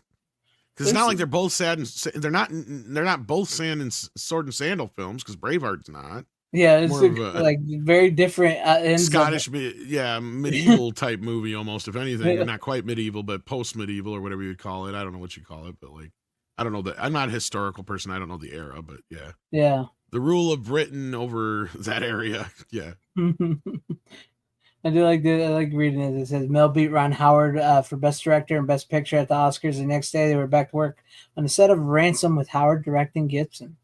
Yeah. That's pretty good. Has Ransom ever got a Blu-ray? Yes. It does. I'm gonna have to be Older looking into that Blu-ray, one. but yes, yeah, I have it. I'm gonna have to look into that one if it's still available. I haven't seen that movie in years. Yeah, either. it was not a Disney Movie Club one, but it was out there. Okay, I'm gonna have to look into that one. I haven't seen that in years and years. If anybody, that movie is one movie that definitely did not need a sequel at all. Get me started. I was thinking about watching it because everybody was like trying to pressure me to go see the sequel. But when I seen it wasn't going to win the weekend, I'm like, nobody's going to give a shit next week, so fuck it. Yeah. And everything everybody said is it's basically the world's most expensive straight-to-video sequel. Mm-hmm. Put in theaters. It's just pointless. Yeah, that's what I said. Like the guy that started that says, like, I hate when people call movies content. It's not content. And I'm like, yeah, I completely agree with you. I hate that everything is called content now. Well, I hate that it's funny you say that. that because I just got sent to, I think it was Bryant, if he's still in the chat, who sent me this. But there was a World of Real story about somebody who worked on Gladiator claiming that Ridley Scott has gotten lazy. Yeah. And he doesn't care. He just wants to shoot it and get it over with. And that's what I said. I responded to that. I said, I agree with you. I hate the word content that movies are called that, but Gladiator 2 is content. It's content. Look, that's what it was made I for. know people hold Ridley Scott up on this huge fucking pedestal, but he's not as great as everybody makes it. Wrong kid died. Like, yes, he's got a handful of decent films, and only one or two of them don't have 5 different cuts. Like, seriously, even Gladiator, one of his most heralded films, if that's the word I'm looking for. Heralded, thank you, that's the word I was looking for. Mm-hmm. Most heralded films even has an extended cut. The only one he kind of didn't want to do, and he was rightfully so not to want to do it, was Alien. And that was just because the fucking studio just pressured the piss out of him to do it. So they had a version to release in theaters so they could say something was different about it. And he still fucked that up. Mike. He gave it a bunch of green hues, and then he took out some scenes and added a few other scenes. So you're just going like, what are you doing here? Like, I don't understand. Because you just leave that one alone. That's like your least of your movies. And I know people are like, well, no, what do you mean? Look, that movie, he came in and he's more or less a director for hire. He got the movie made. That's what he did. Everything was kind of pre-set up for him. It was already predetermined, and the vision was there. Everybody was having a hard time getting. Dan O'Bannon was trying to make it. Walter Hill was going to direct it. He backed out of it. And everything Dan O'Bannon was like, let's do this, let's do that. You know, H.R. Geiger, he's the man. The studio's like, nope, we can't have penises and vaginas in this movie. And as soon as fucking Ridley Scott came in, he goes, well, H.R. Geiger's the guy. And the studio's like, well, of course he is. So that's what he did. Like, otherwise it was all pre-written, pre-figured out. The alien design was already done. Nothing had to be done for him. All he had to do was just basically get the check signed. Right. And he shot the shit. He did just admit, speaking of which, he did just admit that he said, we were asleep at the wheel for Prometheus. He said, oh God. Yeah. Don't even get me started on his fucking assault on the Alien franchise even further. He said, we were pretty much asleep at the wheel of making Prometheus. Is like he did say that in an interview. I know. Bullshit. He's probably been asleep at the wheel since then. I love Alien. I love Blade Runner. I love do Legend. too. And well, I know you're not much of a Blade Runner. Blade Runner, I have like this. Look, I understand why people like it. It is a visual feast. It is. But at the end of the day, I don't think it's a very strong story, and I don't think his recuts have really helped that, and the sequel does not help. Mm-hmm. Like, you can like it. The sequel's bad. But to me, he took a very simple story and overcomplicated it. He was kind of like a Zack Snyder before Zack Snyder, only not as bad as Zack Snyder. I won't go that low, right? Like, Ridley knows how to make a fucking movie. Right? He can make a visually stunning movie with a really good story as long as he has something to work from. I love The Martian. I love a few of his other films. But again, the movies that I generally love are ones that he has a very strong base to work from. So, an Alien being one of those movies. It's probably his best film, which I say is his least of his films. And when I say that, I don't mean it's his least as far as a bad movie. I mean it's the least amount of Ridley Scott is in that movie. Believe it or not. Because all Ridley Scott wanted to do was make a Star Wars. Yeah. It really feels like after James Cameron came in and did Aliens, like he's been trying to take that back. No, I can do it better. Ever since, and he keeps making it worse. And you know why? You want to know why? And I have that exact same feeling, and you may even be saying that because I've said it before. It's because when we think about Alien, as much as we love Alien, and as much as more of like a piece of cinema that Alien is, right? In that grandiose way of saying it. Aliens, on the other hand, is the easier watch. It's the one more people saw. It got nominated for Oscars. It's the one that has the most lore in it, where we pull the lore from here on out, where you got a queen alien, you've got the drones, you got this whole idea, and you're 100% right. I think Ridley resented the fact that people associated more to do with Alien with James Cameron, because from there on out, all the sequels, everything that's built upon for Alien has more to do with aliens. Yeah. Right? And I think he resents that. Yeah, and he basically deconstructed that. He did. He absolutely did. Because that's what pisses me off. Going off of Cameron's stuff still. Because that's what pisses me off, because Cameron's version basically solidifies the idea that's kind of presented in the first film, but never really answered. And that is, what are they? Where do they come from? What is their purpose? Right? So basically, the way they're presented then, and this is where Cameron kind of interpreted them this way, is that they were basically a biological weapon gone wrong. Right? And that's really all it is. It's kind of like this tale against biological or nuclear weaponry is how it can get out of hand, right? Yep. Because they're the perfect killing machine. And then the things I hate about it with him and some of the other shit they did later is like, why are we doing this mess of trying to make the aliens more human when they already have human DNA? The xenomorph, as we know it in its form, except for in Alien 3, is that. Yeah. Like, I don't understand this. And this idea that it's like this manipulated and genetic thing. No. The whole point of it is it's made to be a parasite that will attach itself to whatever living thing it can find so it can adapt quicker to that environment and be more lethal of a killer. Yes. And the only movie that it's not connected to a human is Alien 3, and depending on which version you watch, it's either a bull or a dog. And that's why that one's called the bull alien. And that's one place they have never explored, and it really pisses me off. Is like, what happens if you put one of these things on another planet? That's the only good thing that AVP movie did is combine an alien with a predator, even though that movie fucking sucks. Yeah, it's bad. It's so bad. At least they took the chance on it, because you're like, okay, at least you get it. Yeah. In that sense, because this whole idea of making this alien weird baby thing out of fucking Ripley and stuff in part 4 and all this other shit, it's like, what the fuck are you doing? Like, you had the formula right there. The toys were ready for you.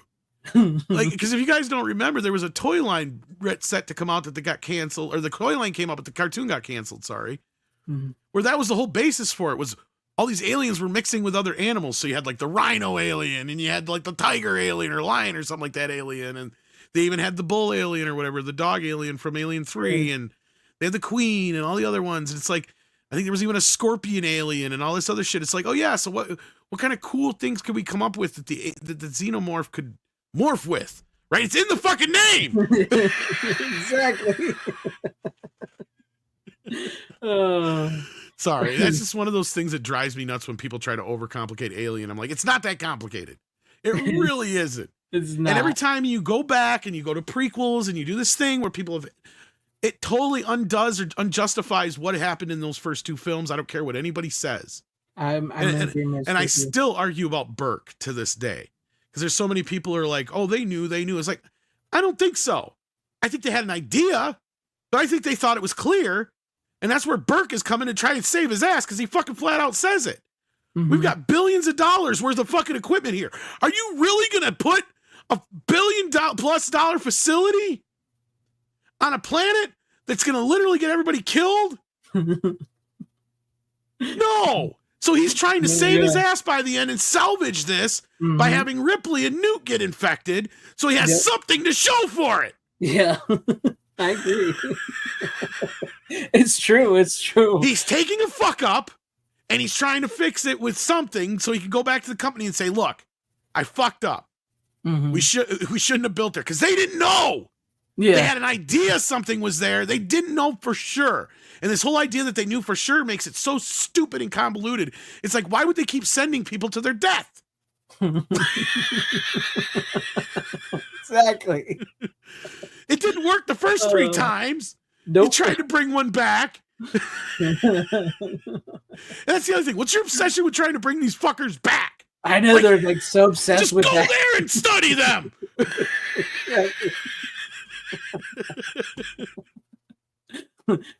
Kind of headphone warning. Sorry. I think I even have my auto level on too. Sorry about that. But no, Braveheart's a good movie. Yeah, Braveheart's a great fucking movie. Doesn't have enough xenomorphs in it. No. There's not enough sci-fi in that, but it's got a good amount of kilts and stuff. Yeah. Well, speaking of kilts and killing, should I do one more?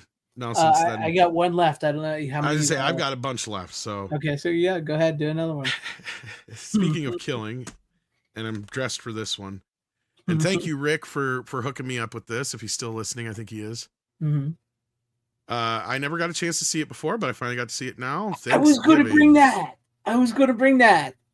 And it was a little bit better than I expected it to be because a lot of people talked down about it. But I liked it. Yeah, it wasn't like, I wouldn't say it was like a 10 out of 10. No, it's like a 6 or 7 out of 8, or a 6 or 7 out of 10, and it was really decently, very predictable. I kind of predicted it right off the bat. And you know where it's going to go from the beginning. Kind of. Yeah, I had my, because they make it too fucking obvious in some cases, but it's enjoyable enough. It does show that Eli Roth can make a decent enough film, even though I haven't seen a lot of his movies. I would say this is probably his best movie. Now, what Script Doctor explained to me is the deal with this is what they did is, the idea, I guess, this is what he said, is that this is not the movie they show the trailer for in Grindhouse. This is the remake of that movie. Yes. Okay, so you already knew that. Okay, so I didn't know if that was like a thing or what, and that's what he explained to me, and I'm like, okay, I'm cool with that, because the movie's fine, it works. Like, somebody actually utilized the Black Friday deal, and it just, the beginning pulls you in, right? Like, you're there, and you're like, all of a sudden, you're like, fuck, 15 minutes went fast, now I gotta know what happens. Yeah. It does. It gets in. It's very much in that slasher type of movie, like you said. Yes. I wouldn't say it's a 10 out of 10, but I did enjoy the movie. I did have fun with the movie. I thought it was Eli Roth's best film. I do like that they actually utilized the Black Friday stuff the way they did. And I mean, it was just enough over the top and like Scream-esque and like others, like older slasher styles movies altogether, that it worked as far as I was concerned. Yeah, no, it was a lot of fun. And I need to make friends with Rick. Hi, Rick. How are you? No, Rick is like, he needs to hook you up with some good shit. Yeah. I don't have the 4K. That I only have the Blu-ray of Thanksgiving. Well, I looked at it. I think it did come out here on 4K. Yeah, it just got a 4K steelbook. Just came out. I'm not gonna say anything other than like he just sent it to me. That's all I know. So yeah. Because it did have some weird subtitles on it, so it could be a foreign release for all I know. I do think maybe that was like a German, the one you got there. Spanish or German, like maybe. Spanish or German, they released it. And he's got a Blu-ray in here too. So, I mean, I think it's a Blu-ray is probably the US release, if not, but he'd have to correct me in the chat. But I didn't check the Blu-ray out yet. It was very much like, it was very much like we've talked about, like how Renfield and Megan got Blu-rays, and then they got 4Ks, everything. Thanksgiving only got a Blu-ray release in America, and then it had a 4K released overseas from wherever that's from. Either way, he got his hands on it for me, and I'm thankful. Yeah, Rick's a cool guy. Sounds like he's a cool guy. I'm glad that you have it. But no, what was like continuing with the movie and everything, because I like Script was telling you, I read about that. I don't know if that's even on the special feature. I may have watched it on the special feature when I watched it, because I was going to bring it on again, because I brought it on last Thanksgiving. So, but I was going to watch it and bring it on again this Thanksgiving. But no, he said like, no, we didn't want to make the Grindhouse movie because it was so well received, and we didn't want to, like, times have changed. It took so long to get this one made. So this was like the early 2000s, he was saying, remake of the movie. Like somebody, it would still be fun to see an original Grindhouse version of the original film. It would. It like would to been. do like a period piece version of it, kind of like a la. I mean, I don't know what you would do; it would be different, but like, yeah, it'd be kind of cool. Yeah, I do wish they would have showed a little more. Like, I know times have changed and everything, and then but like the big scene in the trailer where the chick takes her tops off as bouncing on the trampoline and everything. All they do is like flash a little butt. I do wish they maybe would have made it a little more sexier in that scene. Other than that, I thought it was that was a pretty cool kill though. Yeah, like yeah, it's a pretty cool kill. Yeah, I mean, I'll give that movie this. Like even over, I almost hate to say over like Terrifier were some of the kills because they're not as bloody, but they're definitely more impactful. Yeah, like the one with the grandpa too, with the kids are sitting beside the fucking oven and shit. Like I mean, yeah, there's some inventive shit here.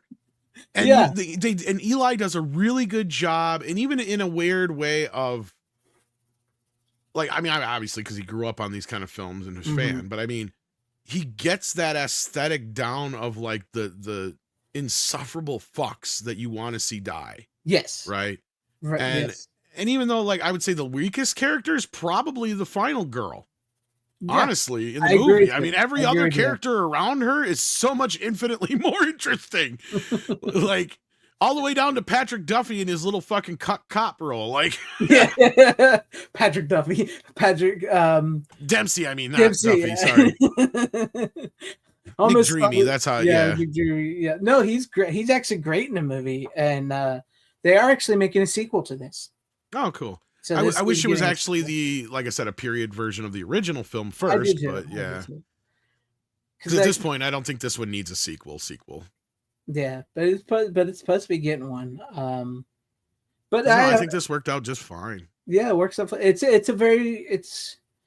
why I liked it. It was like one of those, like just like a slasher, like you said. Yeah, it all comes full circle like it needs to, and yeah.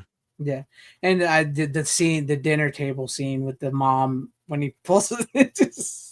That's great. I mean, you can tell it's got so much like little nods to like Halloween, obviously, and a little Texas Chainsaw in there, and a little Bloody Valentine, a little bit of Bloody Valentine / Friday the 13th going on. Yeah, even a little bit of Scream as well. So a little bit. There's a nod, yes, without just like a small amount. I don't want to spoil anything for anybody in the chat, but that was like, yeah. I mean, that was one of my predictions from the start. Was like, yeah, I think I know who this is.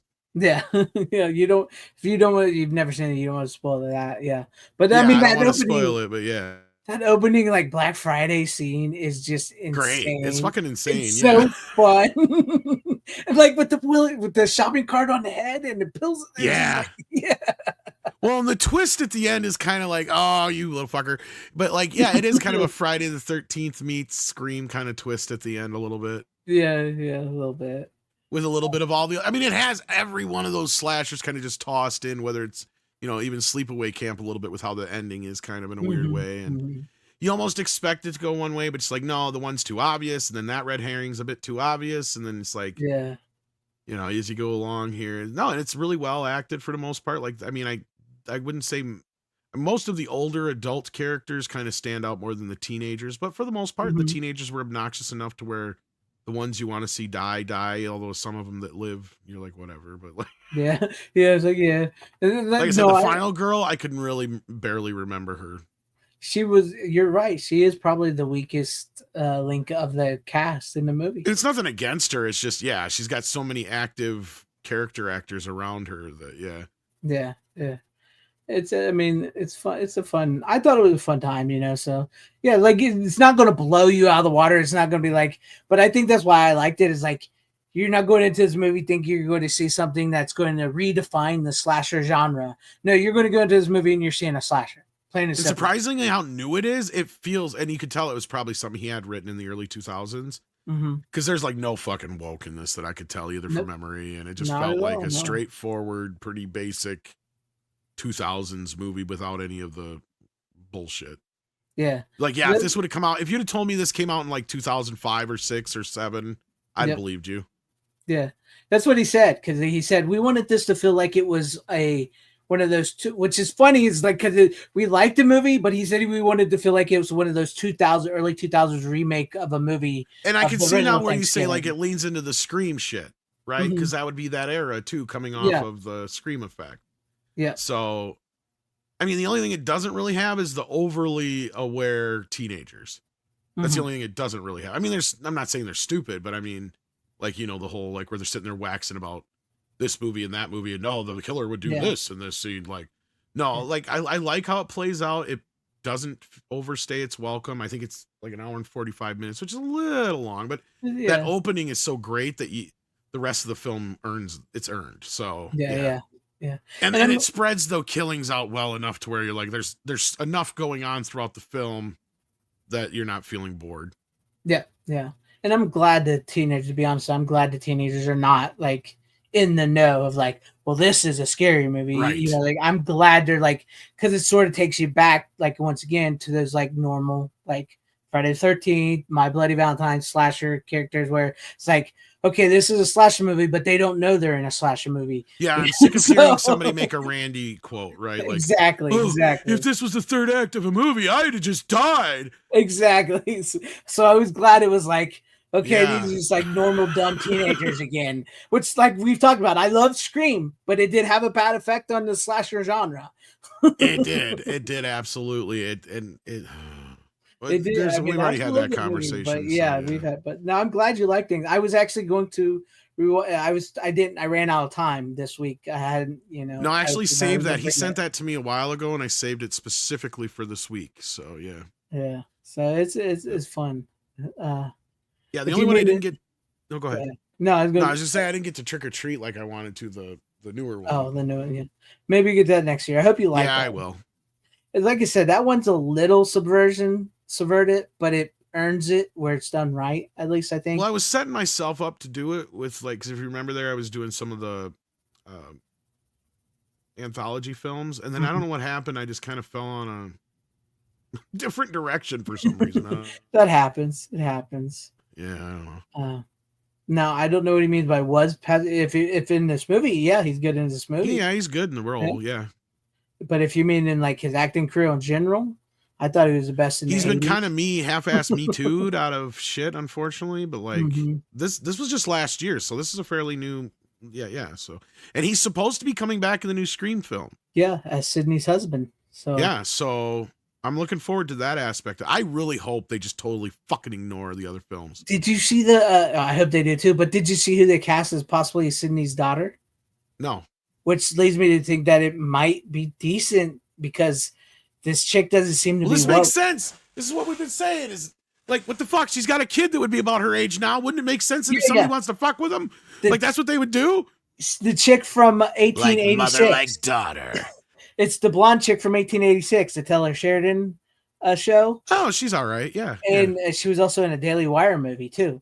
So yeah, the only problem I had with that show is she comes off a little Mary Sue in that show, but if you know the ending of the show, it's fine. I haven't watched it, so it's a good show. It's not as good as the 1923 one or some of the other shows, but I like it, and I unapologetically like it. And I think I told you this before, because I've told people check it out, especially if you played Oregon Trail as a kid, because that show is basically Oregon Trail, the show. I shit you not. It has because that's exactly what they're doing. They're taking the Oregon Trail, and almost every goddamn they do get dysentery at some point, and a bunch of them die. So it has and there's snakes and there's every little fucking thing from the Oregon Trail in that show. I'm like, this is it. If we ever had an Oregon Trail, the movie or TV show, this is it. And I would want to take the Oregon Trail with Sam Elliott. Yeah. But no, yeah.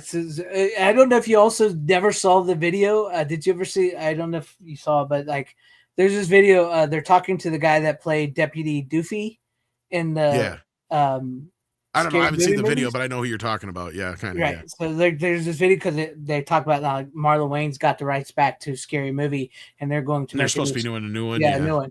And they're talking. Some guy is talking to him, and he's like, so basically, what he's talking about, like, so I know Marlon's got this and everything, and he wants to do like make fun of Scream 5, 6, and is there going to be a 7th one? And then the guy he's talking to is like, yeah, but it's not going to have anything to do with 5 or 6. And he goes, oh, that's right, because they fired everybody. So, like, I was like, did they just admit that 5, the new Scream is not going to have anything to do with 5 or 6 at all? So maybe that will leads credits to maybe they're. Well, they did technically fire everybody, and there's no reason to follow those storylines. But exactly, it's not going to be an actual reset unless you have Dewey come back and And I know Courtney Cox was on that train of having you like She's said playing herself. she was playing the whole. Well, she was also trying to play the "I want more money" game. Yeah, the I want more money and the whole maybe we need Dewey back. They need to pull a Halloween. Take an inspiration once again from Halloween and say, you know what? We're not even going to acknowledge it. You don't need a dream sequence opening. You don't need any of this shit. Scream, whatever the fuck you want to call it, and Scream 6 never fucking happened. Yeah. I hate new Scream fans. They're insufferable. Oh fuck God. yes. The 5 and 6 fans are so insufferable. God. And it's like they can't even understand how stupid it is. And I don't give a fuck. It has nothing to do with the actresses. Yeah. It has everything to do with how fucking stupid it is to have her be the daughter of one of the killers. Exactly. Do your shit, daughter. Like, it's like, yeah, do your thing, cuz. You knew exactly. That's exactly what it is. It is. Only worse. It's like you should not be emulating this character. No, it's like a ghost dad Billy who's like Obi-Wan Kenobi. All this, like, no, talked about it a billion times, but still. And that's look. And honestly, I'll tell y'all a little fucking bit of dirt here. That's part of the reason Cameron Pasha and I had a fallout was over that fucking movie, because him and I got into a knockdown, drag out fucking fight over that movie. Damn. As far as I'm concerned, I body slammed him on it because he's like, "Oh no, this movie's for the fans," and it is commenting on how the Last Jedi and all that shit fucked shit up. I'm like, yeah, well then why are they thanking Rian Johnson in the end of the movie and saying the fans are the fucking problem? Exactly. Because they even say it in the movie. The fans can only accept the first one. It's like, no, the fans want continuity and they want respect paid to the fucking characters. Yes. It's like, we're not saying you can't kill Dewey. It's how you kill him. Yeah. I mean, you have him going out to some fucking 3 foot nothing fucking bitch. Yeah, and then what do you think we're gonna fucking about do? It? And this is the man who has survived all of the fucking Scream movies and been stabbed how many fucking times? And how dumb they make him to go back. Like, oh, sorry, it irritates me. Yeah, I know. And like I said, even Sydney coming back is fucking stupid because this should have been Sydney's fucking role, especially when she's rolling down the street with a fucking baby stroller. Like, hey, how's it going? Yeah, this is Gail. Oh, Gail, how you been? Not good. The Scream murders are back. Oh, really? Does it have anything to do with me? Nope. Okay, bye. Click. Yep, I'm done. Keep walking. Keep going. Pushing the daughter. Exactly. Stay the fuck out of it. Yep. It ain't got nothing to do with you. And that's what I said. It's stupid because your connection is obvious. Here we are this many years out now. I don't care if you fudge it a little bit. You say her and Sydney had a fucking kid. Same age. Roughly 15, 16 years old that she was in the first movie. Yep. Bada bing, bada boom. History repeats itself. The sins of the mother now are fucking brought to the next generation. Whether it's a son or a daughter. Yeah. Exactly. No, the bigger twist, if they wanted to fucking do a kid of one of the fucking original killers, is you have that first fucking person be the killer, you dumb fuck. Yeah. Because then we're like, okay, they want revenge over daddy's death that they never got to meet because clearly she's got some fucking daddy issues. Yeah. It's like I said, man, they'll come out and say, "Oh, Sam is such a better character than Sydney." No, everyone, Sam is fucking retarded. It's like you're only saying that because you're trying to virtual signal along with her. Sam is the most retarded character since what's her face in fucking Halloween 5. Yep. I just forgot her goddamn name. Tina. But you know who I'm Tina. Thank you. Oh my God. I guarantee you, if you would have killed Sam off in the first movie and just moved it over to Jenna Ortega, nobody would have gave a shit. Nobody cared. No, if you'd have had Jenna Ortega playing fucking Sydney's daughter. Exactly. Nobody would have cared. You know, even worse, look, I'll say I would have accepted this. And this almost goes against my fucking standards. And this is the only way you can make her actual age make sense. Right after the events of the first film, between the first two movies, Sydney has a child. And she gives her up for adoption. Because A, she's too young and going to school and all that kind of shit. And B, whose fucking kid do you think it is? Yeah. And then somebody finds out Sydney had this daughter. And it's the daughter of Sydney. And Billy Loomis. Billy fucking Loomis. It would work. It writes itself. I mean, honestly, it almost feels like that's what they were kind of setting up with the whole her giving it up at this. It should have been that way. I mean, it's like, if you're going to do this, do it like that. Because then you have somebody come out. It's like, who the fuck knows this? That sets up the whole, takes it back to the roots of the mystery of Scream, right? First of all, you have to have Sidney come out and say, look, I'm sorry I gave you up, but I gave you up for very good fucking reasons. And this is one of them. Because I don't know who knows about you, but somebody does. And it's got to be somebody in the circle. Because the only people that know you exist are the people in the circle. Yeah. And honestly, go ahead. And that sets up, it's like somebody who's doing this is somebody who has not been who they said all along. Right. And like I was going to say, it honestly goes right along with the whole Halloween, because like Kevin Williamson, his favorite movie is Halloween, which we know that, which is Scream is his Halloween that he created with Wes Craven, said like, because it gets to her brother at the end and everything. So it all sort of still connects to the whole Halloween thing of the, you know. And Billy, his family is so fucked up, so it can't be anybody from his family to find. Because you know what I mean? Like, because his mom's already dead, and his dad's fucking useless. Like, his dad did he banged Sydney's mom and gave up on life. So no, that's her dad. But I mean, no, his dad, Billy Loomis's dad. Yeah, no, he banged Sydney's mom. Oh, that's right. Yeah, you're right. Yeah. He was the one who cheated on her. Yeah. So yeah, he's a fucking loser anyway. Yeah. So like, and he never is presented in any way that like. So I mean, maybe you could make him the killer, but he'd be like an old fucking decrepit guy by now anyway. So like, yeah, like you make it either. That's the thing, is even that I don't like going with, because if Sydney would have a kid, you and I both know it doesn't matter who the father was, she would have kept it. Yeah, she was that type of woman. Yeah, but that's the only way I could see you getting around it and buying, like, okay, yeah, she would want to hide the kid, not just for obvious reasons because she's too young, but because being the daughter of who she's the daughter of, she's a fucking bigger target than you are. Yeah, because every Tom, Dick, and Harry fucking crazy person is gonna make them a prime target. Yeah, which we saw like with Scream 2 with Mickey. You know? Yeah. And then if you want to, you can go a little crazy there and have like Billy had like a younger long lost sister that he didn't know about, that was the daughter, you know, that what's her face had when she was gone from the dad, you know, so she'd be a little older at this. You know what I mean? You could go that route, I guess, and maybe that's how she knows. Because I think you'd have to bring it back to Stu's family, because he's the only aspect of the movies that have never been explored. Yeah, but then again, I don't want to, because I hate the idea of having some stupid twin brother. Yeah, no, I don't want none. But like maybe that. As far as like one of the like killers, perhaps. But again, like I said, the thing if you do the whole Sydney's daughter thing, unless you have it jump ahead in time and disregard the other films, because that's what you could do. Because 2004, her daughter would be, you know, they got married, whatever. That gives you enough time, because 2004 is when the last one came out, right before Scream 5 and 6, if I remember correctly. So here we are, 20 years since then, basically. And that's the thing, is you H2O this bastard. Scream 4 came out in 2011. Was it 2011? Yeah. And good night, John the Beagle. Thanks for hanging with us. Sorry. Take care, guys. Yeah. So yeah, actually, you could have it to where you just got to fudge a little time, just a little time, not even that much, really. Yeah. You just have that she had the baby right after Scream 4, even though she could have had the baby anywhere in between there and has a kid, and we just don't know it. And she already does, you know, like, just if she's still with Patrick Dempsey, because he's not even there in part 4. Yeah. She just shows up.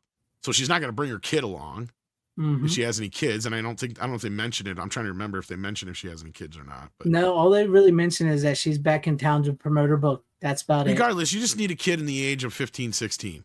That's all that fucking matters. Because then it matters, because then it's the same things happening to her, and then trying to figure out who's pulling this shit now. Is it just some freaked out kid who's obsessed with her, or is it somebody from the past or whatever? And yeah. Anyway, we talked too much about Scream. Yeah, What you got? We did. We talked about Scream, but we should have been talking about Thanksgiving. Thanksgiving. It's a good movie, though. There's a connection because of Patrick Dempsey in the end. Yeah. Well, keeping it sort of, this is my last movie, and keeping it sort of with the Thanksgiving horror movie and Black Friday, I have Black Friday. I've never seen that, but I think do I have it? I can't. Once again, like you were saying, this I wouldn't say this is a 10 out of 10 movie, but it's just goofy enough that I liked it. You know what I mean? I can't say it's like a great movie, but it's a fun movie that I enjoy watching. Yeah, it's not perfect. At least it's a good 80-minute long movie where you can have fun. It's got Devin Sawa in it, Bruce Campbell, Michael J. White, and two young guys, a young girl and a young kid. Michael J. White is criminally underused in this movie. Really underused in this movie.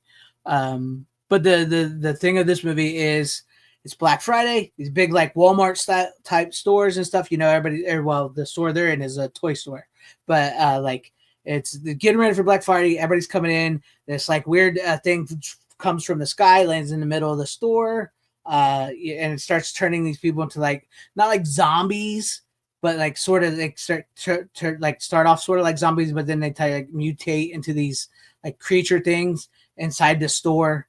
And that's the whole movie. And then you got your crew that's working there. You got Devin Sawa, who is like he thinks he's the cool kid. The young girl, which I would hate calling her young girl, but like him and her, Devin Sawa sort of have a thing. You got Bruce Campbell, who's the manager of the store. Michael J. White, the guy that plays Spawn, is like the handyman of the store.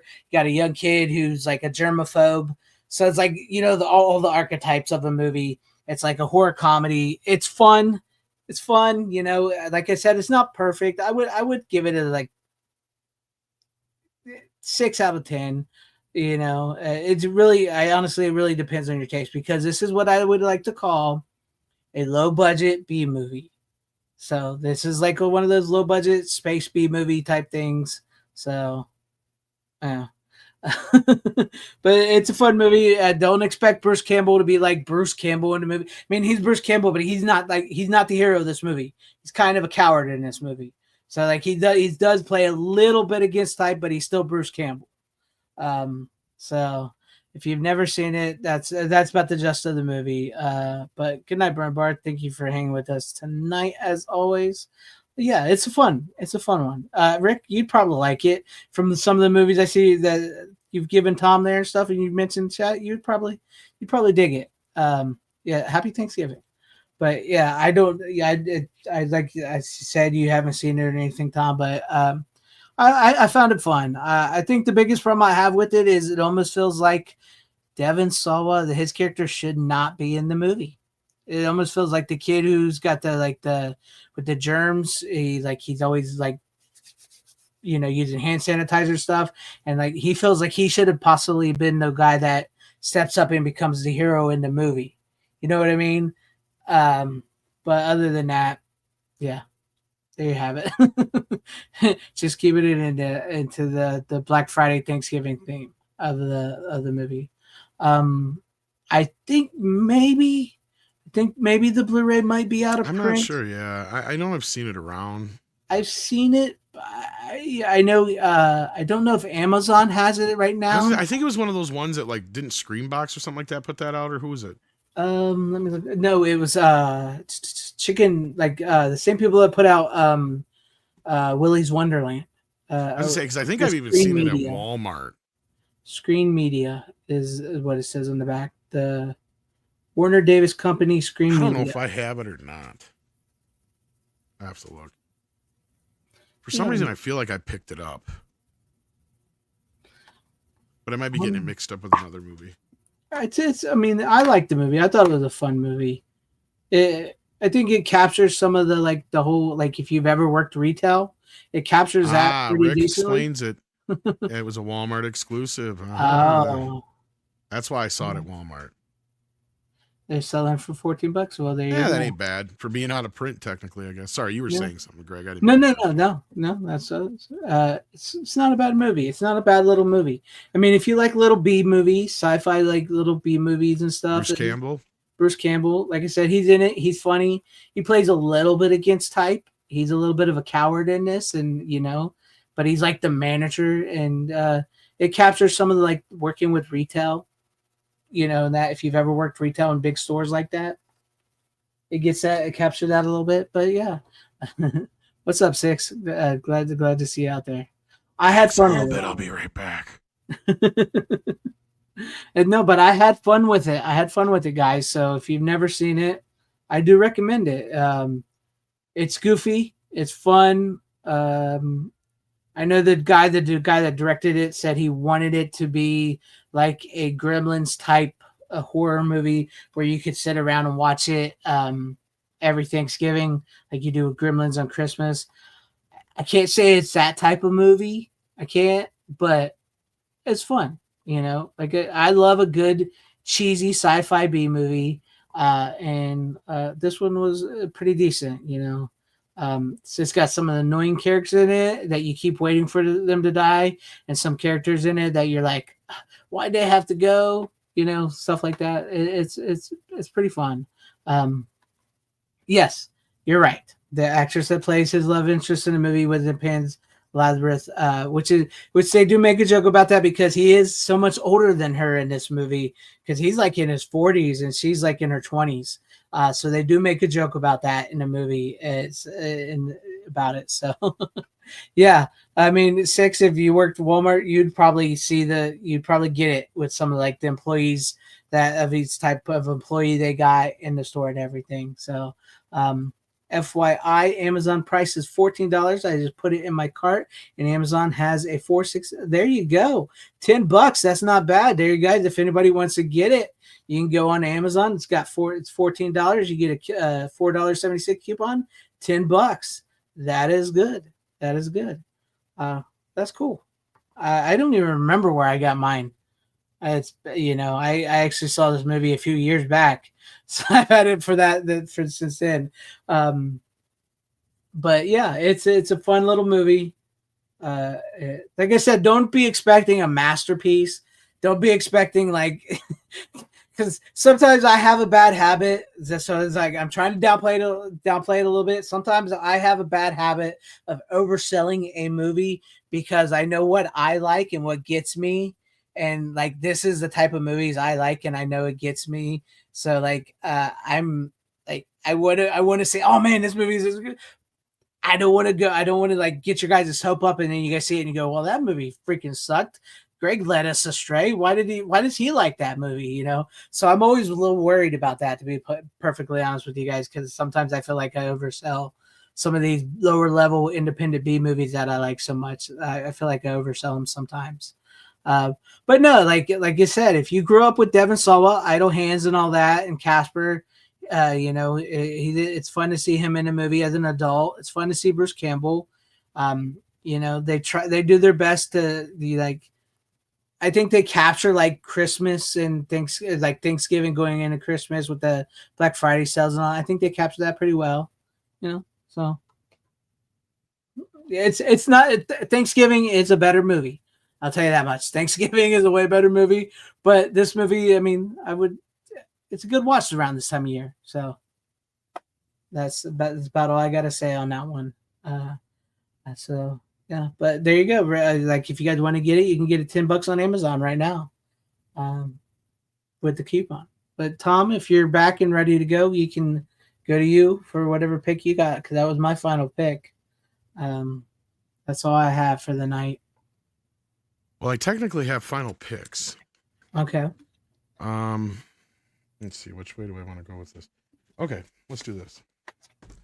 We'll do it this way. So I'm going to kind of do it a little out of order here, but as some of you may know already, we lost Jim Abrams yesterday. I know you may not know the name offhand. I know. Once you know his work, you'll so you do probably, but most people do. And I'm going to make a slight confession. I had never seen The Naked Gun until last night. Oh, now this would be I've seen bits and pieces. I've seen scenes of trailers, all that kind of business. Mm-hmm. Now, the reason I hadn't isn't because I'm not like a fan of that kind of stuff. It's actually because I'm such a fan of this. Mm-hmm. And all the stuff I kept seeing, I'm like, oh, so it's just basically a greatest hits version of the TV show put into one movie. Mm-hmm. Okay, I'll see it eventually. And I just never got around to it. So I finally did. So between the two, let's start with this. So Police Squad was a TV show that came out in 1982, and it was from the guys who made Airplane, and Kentucky Fried Movie, obviously. And it stars Leslie Nielsen, and it's basically what The Naked Gun is. If you have seen that and you're not aware of this, this is what started The Naked Gun. Now, it was a show that only got 6 episodes, and it just didn't seem to work. But what they did was almost every summer or whenever they needed something to fill in on CBS, they would show this show for like 3 to 6 weeks, depending. They would either show like 2 or 3 episodes a night, or sometimes they'd show like 3 episodes one night, 3 episodes the next night. They would do it all the time, just randomly. Okay. And I fell in love with the show, and I'm just like, it just could never bring myself for some reason to watch the movie. And I don't know what it was about it, but I finally did. But I do love the show much more than I do love the movie. The movie was good. The show, and the reason why, and I'll tell you guys why, it's really simple. Because the show is a TV show making fun of TV shows, those cop shows from the 70s. So like, to make it works better as a TV show. Like, it works okay as a movie. They kind of lean more into the movie aspects that, you know what I mean? Kind of like a movie of the TV show, I guess. Yeah. But the TV show to me just works so much better on the gag end of things. I mean, you got like Joe Dante and some other guys directing some episodes and shit on the show. And it was just a great show, but the movie was good. This transfer looks amazing, actually, for the film. And I didn't know this. I don't know if it's true or not, but I guess this was one of the last major movies to have a mono release, even though it doesn't have the mono track on here. I don't know if you have the VHS, if it's stereo on there or not, but I would assume they just did 2 or 3 different versions of it for theaters. It just happened to be one of the last major releases in mono or something like that. I don't know. Weird. But yeah, no, like, because it's funny, because this actually gets a full-on like 5.1 remix, plus it has a stereo mix on it, so I don't know if it was always in stereo or what. But which makes it even weirder that this would be that way, because that's kind of what they were doing, was trying to take the ideas of this and put it in a big screen form, because Zuckers and Abrams, they were convinced that the show didn't work because you had to watch the show to get it. And since people don't watch TV, which, you know, he's not totally wrong, but at the same time, I feel like the show just works better than the movie does. And that's just my own personal opinion. And I'm not trying to like poo-poo on anybody's parade that likes the movie more than the show. Because if that's the case, look, I get it. Most people probably saw the movie before they ever saw the show. Yeah. If they've even seen the show. Yeah. So. No, I get where you're coming from. But good night, Dragonzilla. Says Ridley Scott is overrated. Yeah. As far as special features go, there ain't much for special features on here at all. There's just a group commentary and a theatrical trailer. In fact, the Police Squad gets more special features. It gets a few interviews and outtakes and some other stuff. So yeah. Yeah. Dobafest says Drebin is different in Police Squad, though. He's the straight man. In Naked Gun, he's a bumbling idiot. That's the other thing, is there's certain changes. Like, I didn't like that. I mean, I love George Kennedy, don't get me wrong, but I don't like that they changed him and a couple other people as far as the people who are playing them. And yeah, you're right. There's more of this. Look, everybody in the world in Police Squad is in the same world. Unfortunately, you're right. In the Naked Gun, it's like they plucked Drebin and his now weird new partner and the people that he works with out of their world and put them into our world. Okay. Does that make sense? Yeah, I get what you're saying. Because like everybody's along and in on the joke in their world in Police Squad. Like everybody's as equally stupid as Drebin is. Like that's why there's always the ongoing jokes where he'll come up and he'll go, "Cigarette?" And I'll be like, "Yes, it is." Yes. Like, that's in every episode. Like, you know, like that's the thing, is like that the world is aware of itself. And if anything, like the funniest bits of Police Squad are the freeze frames at the end. And they can't do that in the movie, really. They don't. It's in the trailer. It's in one of the trailers that's not on the disc. It's on the Blu-ray, and that's it. Yeah, and it's like, because at the end of the trailer, he's like standing there going, and there's a dog, and a dog comes up, of course, and sniffs his balls and shit like that, you know? So it's like, that's the closest you get to a freeze frame joke. But even on this, they actually have all the freeze frame jokes, I think, without the credits, too. It's awesome, too. So, like, yeah. But, like, they have some of the greatest freeze frame jokes in these. Because there's the two that stand out to me most is the guy who's being arrested realizes nobody's moving, and he, like, tries to run away, but he can't get out the door because somebody's standing in the way, and he can't figure out how to get out anywhere else. And then you have one of their other guys that they recast in this movie, that he's like, he comes in the middle of a freeze frame. So he's like, oh shit. So he's got a freeze frame. So he picks a pose and he's like, I don't like that pose. So he changes his pose and he keeps changing his poses. That's funny.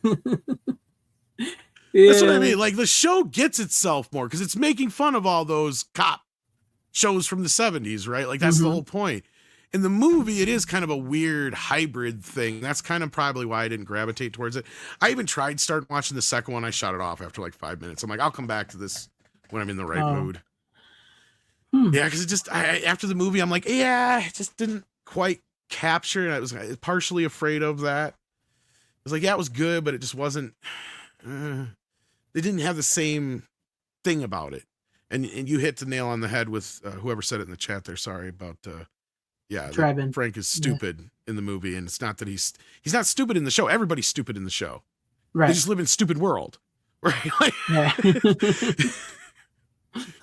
No, but I mean, I can get where you're coming from because I saw the movie first. So, you know, yeah, because the TV show basically takes place in the same universe as Airplane, which I also watched. Is that the steelbook too? It is a steelbook, nice. Yes. I didn't even know there was a steelbook of Airplane. Yeah, well, kind of. I was waiting to get into this, but I put my 4K in there. Oh. Because I also made a 4K for this. Oh yeah, because they put the Blu-ray in there and then put the Blu-ray in with it. Because I got this god-awful chunky bastard that they really didn't need, that I already had Naked Gun already. So I was rebuying that. And so, yeah, I just took the 4Ks out of here of the ones I needed, Top Secret and Airplane, and just put them in with the other discs. I was thinking I even have another copy of Airplane on top of that. So now I have like 6 or 7 copies of Airplane because I got the one that has part 1 and 2 together in the same case. And I have a 16 millimeter TV version of this movie too. That should be on here. That really kind of bugs me that it's not. It's just like, what the fuck? Just steal the one that's out there. You own it. Yeah. Because for those who don't know, the difference is it's really kind of funny little time capsule to see because of the shit that they leave in and the stuff that they cut out. Like they leave in the abortion debate in the beginning of the movie between, you know, the red zone is only for loading and unloading only. And the girl's like, no, the white zone has always been for loading and unloading only. The red zone has been no stop. And they start arguing. It's like, why don't you say what you really mean? And that is you wish I'd gotten that abortion. Like, yeah, so that's all in the TV version. Yeah. Now, for instance, the other side of it, they cut out the line where she's like, coffee. He's like, coffee. And she's like, yes. Would you like any sugar or milk or whatever? And she's like, no, I like my coffee like I like my men black. Yeah. They cut out the like I like my coffee like I like my men black line. That's like, definitely a product There's of nothing the time. wrong with, like, what the hell? But then they have a bunch of added stuff to pad it out because the movie itself is only like an hour and 20 some minutes or whatever. Yeah, 87 minutes. So for the TV version, especially back then when they needed a movie to be like 90, 92 minutes for commercials. So it has a couple of scenes added into it that aren't in the other version. And it's mostly of the kids. Right. The little kids talking like adults. So like a bunch of that stuff is added in. There's a few other things here and there, but that's why I have that 16 millimeter cut of it. It's the TV version. And it's kind of a weird, it is kind of open map, but it's cut off, cropped at the side. So it's like a weird version of it too at the same time, as far as like how it's formatted. But no, the Blu-ray looks great. The 4K, I mean. Actually, all three of these actually look really good. I mean, if anything, they're just kind of limited by the time that they come out. If anything. And as far as the movies go, like I was a little, like I had not seen Top Secret since I was a kid, since it like came out back in the day. And it just didn't quite hold up as well for me. And I don't think this one will play as well with most people because unlike Airplane, which is kind of based on, you know, more so on disaster films in a way, those keep having like a recycle thing in Hollywood. Naked Gun, you know, it has it's kind of become its own thing now. But this one, unfortunately, I think a lot of the films that this is making fun of are so far removed from the zeitgeist that I don't think a lot of kids and stuff would get any of the jokes in this anymore. Yeah. Like, it's been so long since we've had like an Elvis movie or an older Bond film that these are kind of making fun of, or Cold War films this is making fun of. So like, to me, this time out, the jokes didn't quite land. It's fun, don't get me wrong, and I'm not going to sit here and say it's like, it's a shit movie. But like, compared to even Naked Gun and obviously Airplane, which is, you know, great. And even Hot Shots and Hot Shots Part 2, which are two of the other, you know, films they worked on. Like, compared to those, and even the Scary Movies that they came in and worked on after the Wayans brothers, like, those are the lesser of. Yeah, to me, Top Secret is just kind of in between those, if that makes sense. I mean, I do like the movie. The songs are great. The stuff in it is great. Val Kilmer's amazing in it. Just, and it's in the same world. Like, that's what I'm talking about. It's set in that same airplane world like Police Squad is, but I'm not so quite sure that Naked Gun is set in. Right. Because the only persons who act like that is Drebin and his partner, right? So it's like, it's kind of weird. I get where you're coming from. Which, where in Top Secret, it's still set in that world, right? It's still in that everybody's absurd sort world. of dumb. Yeah, and it works in that respect, but that one's so far removed from the zeitgeist that I just wonder how that would play with like younger audiences now. But no, that was fun. I'm glad we have all three of them, and for the price, especially if you don't already have Naked Gun, it's definitely worth it, because I've seen it for like $40.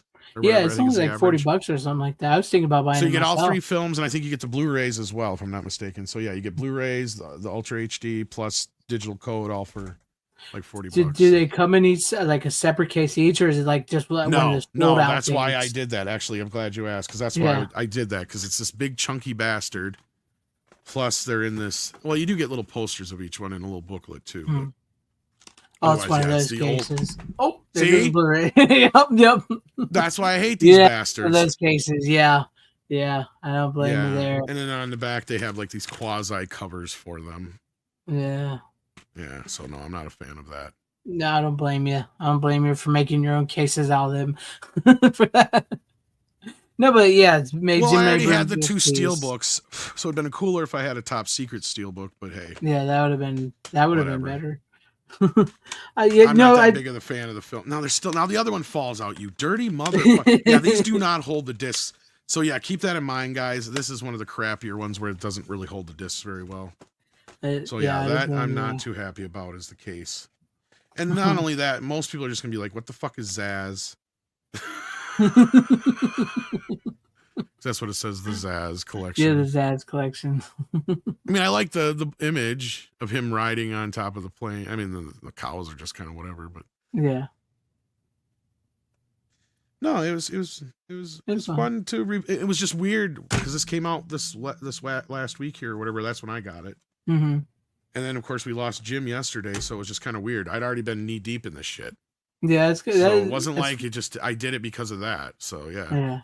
That happens sometimes. Like sometimes you get this hankering for the certain movies. To me, more than you'd realize. No, it's happened me too as well. It's like you get a hankering for certain movies, and all of a sudden, boom! Either somebody that from the movies or created the movies has died, or all of a sudden it just so happens to be the anniversary of the movie, and something's happened with the movie in general, and you're like, okay, what? So it's weird.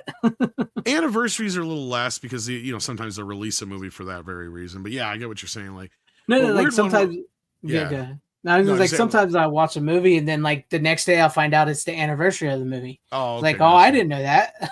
Well, I was just saying because sometimes they get around the releases because of the years and all that stuff. Yeah.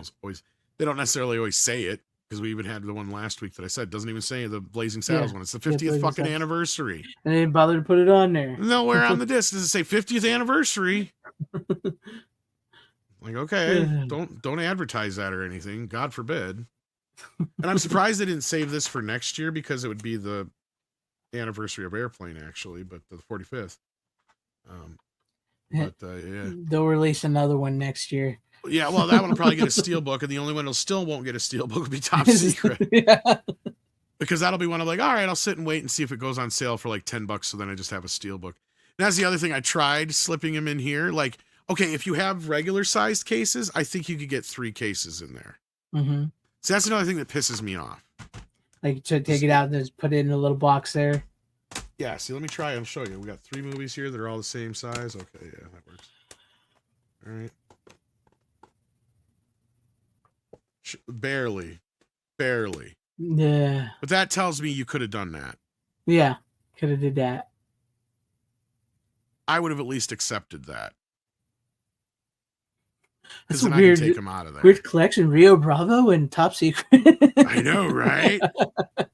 Really weird. I thought this I was gotta a pull 'em Zaz out of here now. collection. Yeah, this is just barely too small for those.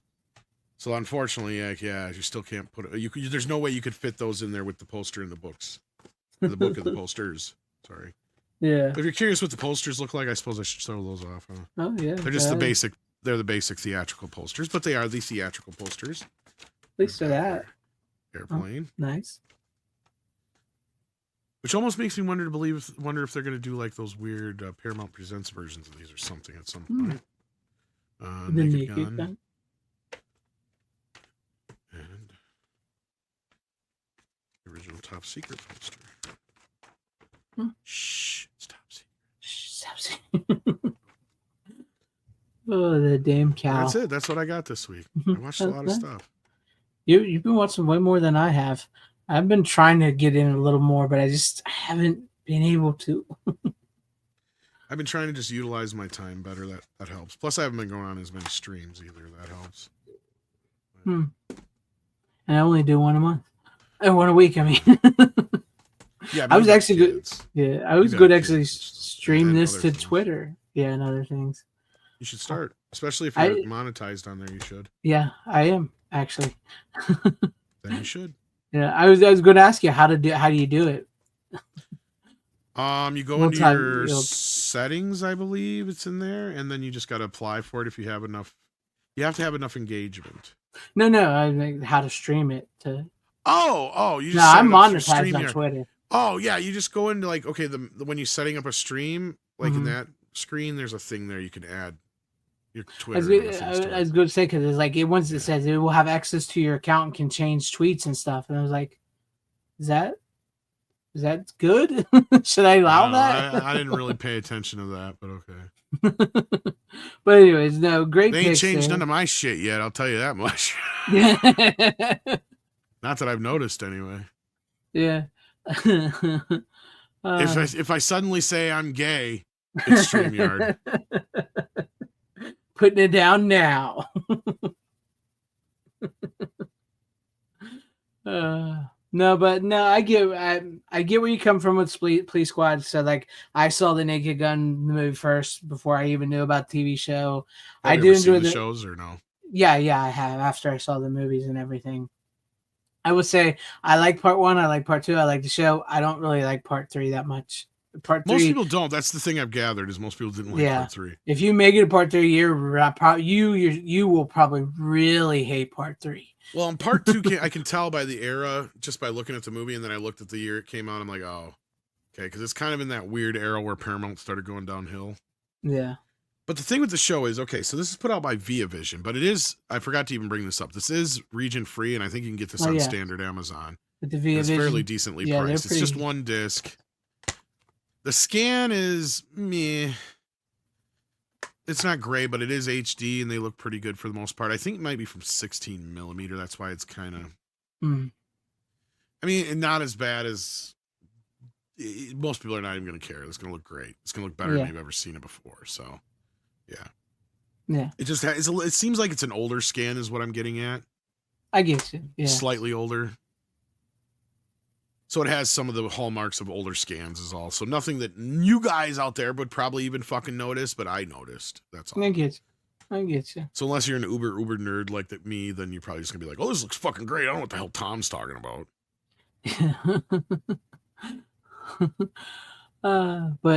Happy Thanksgiving, Bronson. Yes, everybody stay safe and eat up good.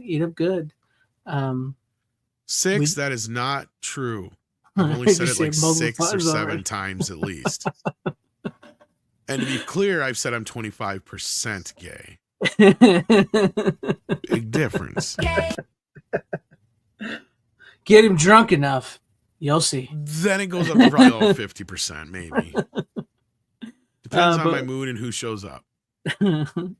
We do have $1.99, I guess, super chat thing here from Paul Craig. Thank you, Paul Craig, for the $1.99. I appreciate it.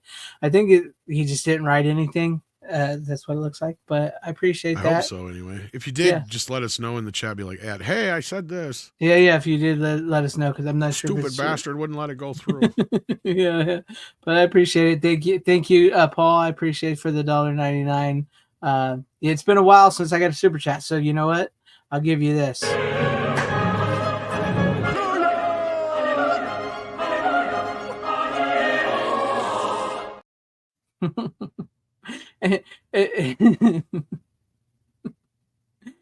Thank you, man. I like that scene. Her ass was so firm. I can still feel it. I gotta. Somebody just popped in, and of course he would pop in right at the end of the show because we're about to close it down here. Rookie! No. What? Runner! Oh my God! It's Hello? a quasi-celebrity. Nick Cage, I'm a big fan of yours. I'm a big fan of yours. I watch the show every week. I've missed you. If you ask me, you were like a third of the show. Well, I was the first person to start it, so When you left, like a good third of the show went to shit. I've heard. No, I'm not Rookie. It's actually me. Hello, everyone. It's been a while. It's actually Rudder. Wow. And I have 2 picks. It's right at the end of the show. He brought picks. Right at the end of the show. He's being a teacher's pet tonight. Not those kinds. No, but you actually showed up prepared. You're showing up Rookie so bad. He has no idea right now. Six is so excited she's showing her tits. I mean, around here we like boobs, right? My top selling shirt is B movies and boobies. I actually sold one to a really hot chick that I can't wait till you guys see a picture of that. Would you like to be my model? Yeah. You know what, Six? If she gives the $5 boobs, I will give you this. That's why I want you to eat me. Don't you want to eat me? Well, John. He looks like the type of guy that it doesn't matter what time of month it is either.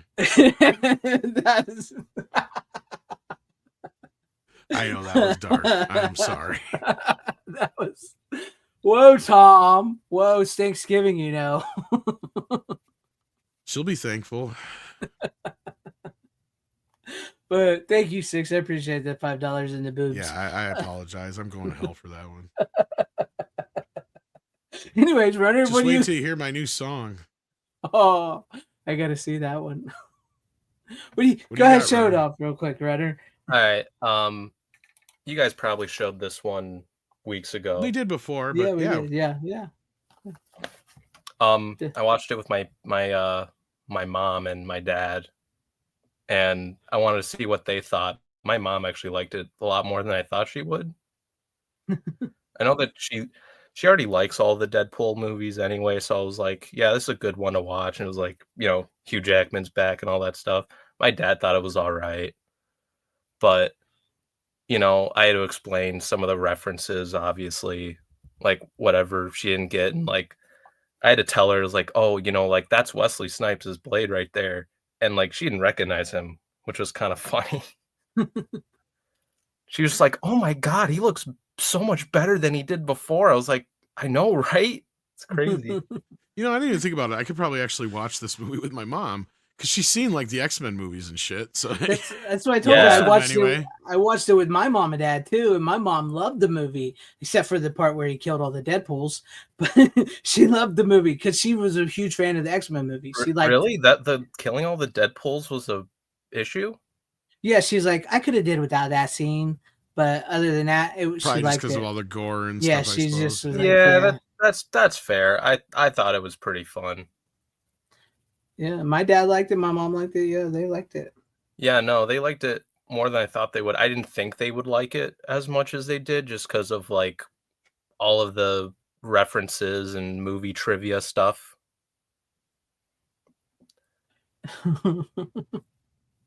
It is. It's a fun movie. It's a real fun movie. No, it is fun. It's. I mean, I think we can all agree it's like one of the better MCU Yeah, I movies in a rewatched while. it like 2 weeks ago, whatever it was. I brought it on 3 Yeah. weeks ago, maybe. It was right around the time it came out. Yeah, I think I got it like a week after it came out, I believe, so I've because seen it like 3 or 4 times now. So yeah, it's one of the more rewatchable MCU films in the last few years. Yeah, no, for sure. I really enjoy it. I enjoyed it a lot. Like I kind of look at it the same way like you guys did. And what is it? Obviously, Rookie had his own stream, and I jumped on, and it was like, you know, very like I'm the only one that liked it, and he didn't, and we had a whole ass discussion on it. I don't understand his takes sometimes. I mean, brother I don't don't, even like Gremlins. I don't Yeah. either. But I've tried explaining. I mean, people who don't even like Gremlins like Gremlins. That's true. People who like Gremlins too, man. Yeah, I mean, I'm being facetious there, but like, it's one of those movies where it's like, even people are like, I didn't really care for it, but it's like, it's all right. You know, they still know it. Like, it's like, tell me the rules, motherfucker. They know them. It's like, it worked, didn't it? Sorry, I had to pick on Rookie. Yeah. Yeah. Anyway, so yeah, no, it's a good. Some of the special features are on there fun too. Yeah. Oh yeah, Yeah. I watched the special features too. Those were pretty cool. It's actually like cool to see that they used like some practical sets and all that stuff. Obviously, they use special effects to support it, but you know, and it feels like they actually got a legit filmmaker to make the movie. You know what I mean? Yeah. Sean Levy, who I've seen some of his stuff. He's pretty good.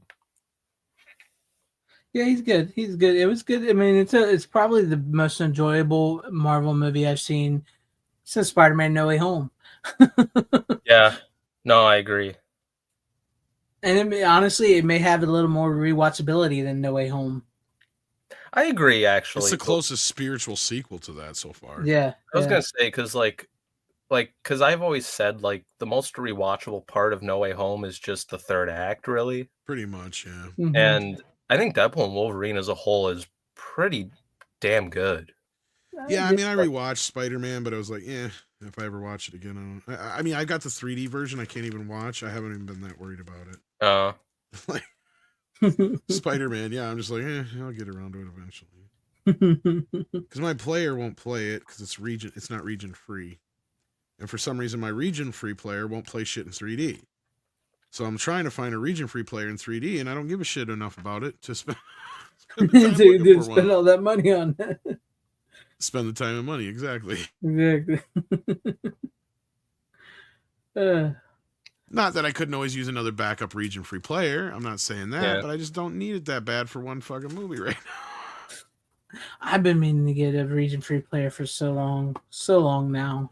They are very nice to have, especially for somebody like us who really gets into the, different releases for various things. Because I find myself looking at like some releases of movies that didn't get a US release of movies that I like, like older movies. I'm like, Greg, this is why you need a region free player, because eventually you're not going to be able to buy these, so you have to get that so you can buy these. So yeah, but go ahead, Runner, if you want to talk a little more about that, or if you want to show your other one. Oh God, I mean, what else can I say about it? Really, I feel like, I mean, you guys already talked about it already, so like, I don't think there's much to say about it. It's a fun movie.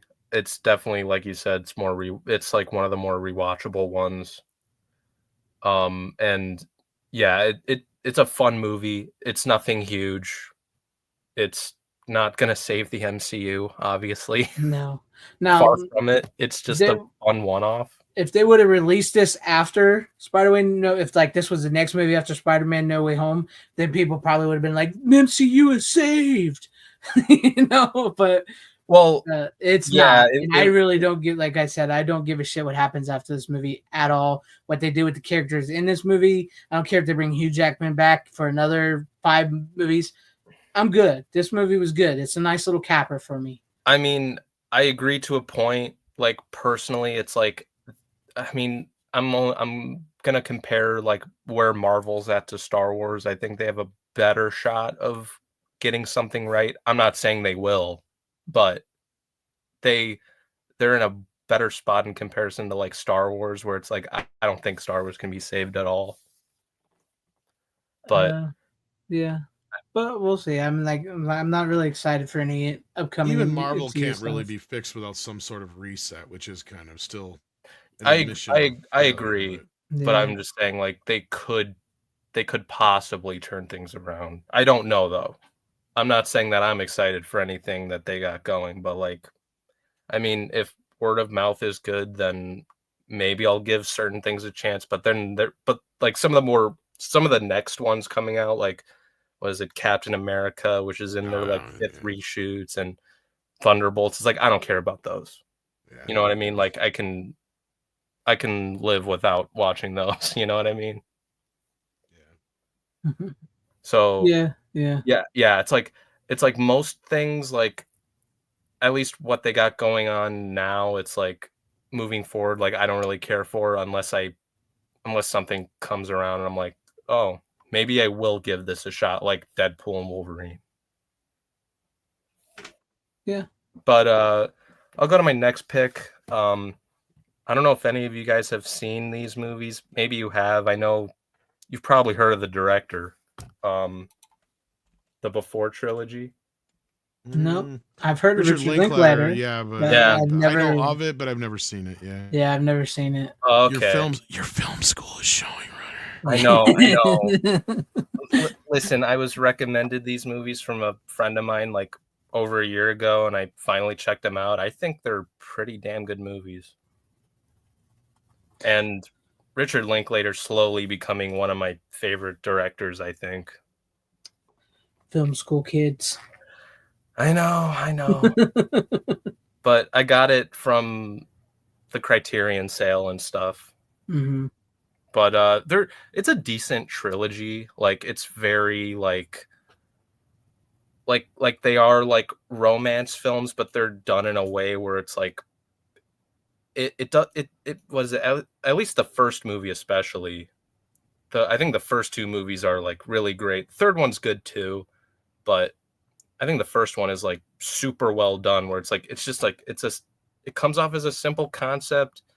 You know how like Linklater sometimes makes movies that don't have much plot, but I don't want to say much plot, but like much story elements.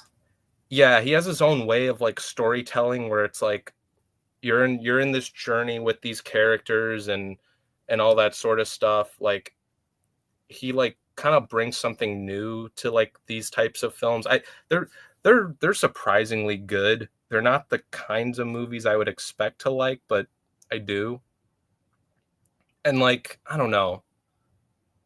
Obviously like his other like films, like have you seen what was his first film? Slacker. Yeah, Slacker. Have you seen that? Yeah, I've seen Slacker. I've seen Dazed and Confused. I've seen the spiritual sequel to Dazed and Confused. Oh, I've yeah. seen Boyhood. I've seen and I fucking hated Boyhood. What? But yeah, I fucking hated it. Really? Felt like it was a waste. I love that movie. It just didn't have a fucking plot. It was just like, I get what you're doing here, but like you'd think you'd have wrote a better story than this. I don't know. I enjoyed Boyhood personally.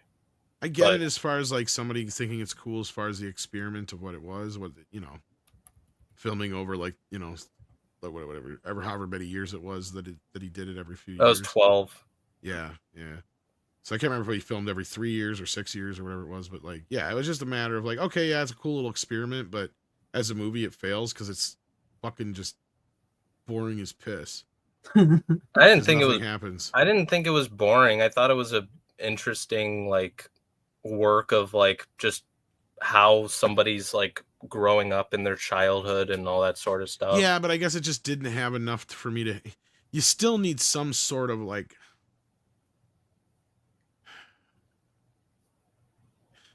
I don't know how to put this. It just feels like the story goes nowhere. Like I get it, it's just supposed to be a slice of life kind of thing, but like yeah, that's what most of his movies are. To be fair, I get it, but at least there's still like the characters still have like goals and other things in his other films, unlike here. Like this movie, just to me, and I know it's just to me, it's one of those pretentious, overpraised films. But I understand why a film student would appreciate it. Yeah, that's probably why I liked it a lot. I mean, was it Dazed and Confused is also really good. Was it I forgot what that spiritual sequel was called, but that was pretty good too. I think was it Everybody's Got Some or something like that. Everybody wants some. I think Everybody Wants Some. Thank you. Yeah, that's baseball. the 80s one. Yeah, Yeah, that was a pretty decent movie. it was all right. Yeah, Was it A Scanner Darkly was pretty good too. did he do Adventureland? No, I think that was the super bad director. Okay. I I thought he did like another one. I'm trying to think. Was it? He did A Scanner Darkly with Keanu and RDJ. It was that motion capture animated movie. Yeah, I've seen that. Yeah, that was an all right flick. Walking Life was another one he did. That's the other one I think I was. Yeah, okay. That one was okay. Again, I haven't seen that one. It's a lot like Boyhood. It's like, okay, it's an interesting little concept and idea, but it just doesn't work as a movie overall. Really, but I know a lot of people like that one. Yeah, was it? So I don't know if the Before trilogy might be your thing then, because it's like also kind of a slice of life. Because I don't mind slice of life, it's just as long as there's some sort of plot. Like, I mean, I like to have my characters to have some sort of goal or orientation, even development. What is it? So like in the Before trilogy, the way I'll explain it to you is like the first. Is that movie, the one with Ethan Hawke or no? I'm thinking of something else. I think. Well, Ethan Hawke's in it. Is he? Okay, yeah, maybe it is the one I'm thinking of then. Yeah, Ethan Hawke and. So I'm aware of it then. So yeah. Is it with like Julie Duplayer or something? Yeah, Julie Depley, I think it's how the French chick, the blonde French chick. Yeah, that's her.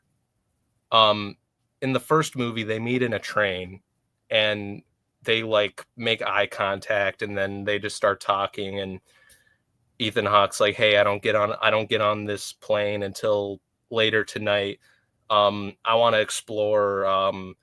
Fuck, I forgot what's. I want to explore. Fuck, yeah. Who doesn't? No. Yes, who doesn't? But sorry, that was bad. The city that they're from. I know the second movie takes place in Paris because that's where Julie's character is from. Yeah. I gotta look up what city they're in the first movie, but like they explore around. You know, it's like they're just for the most part they're walking around, and that's where the slice of life stuff comes in.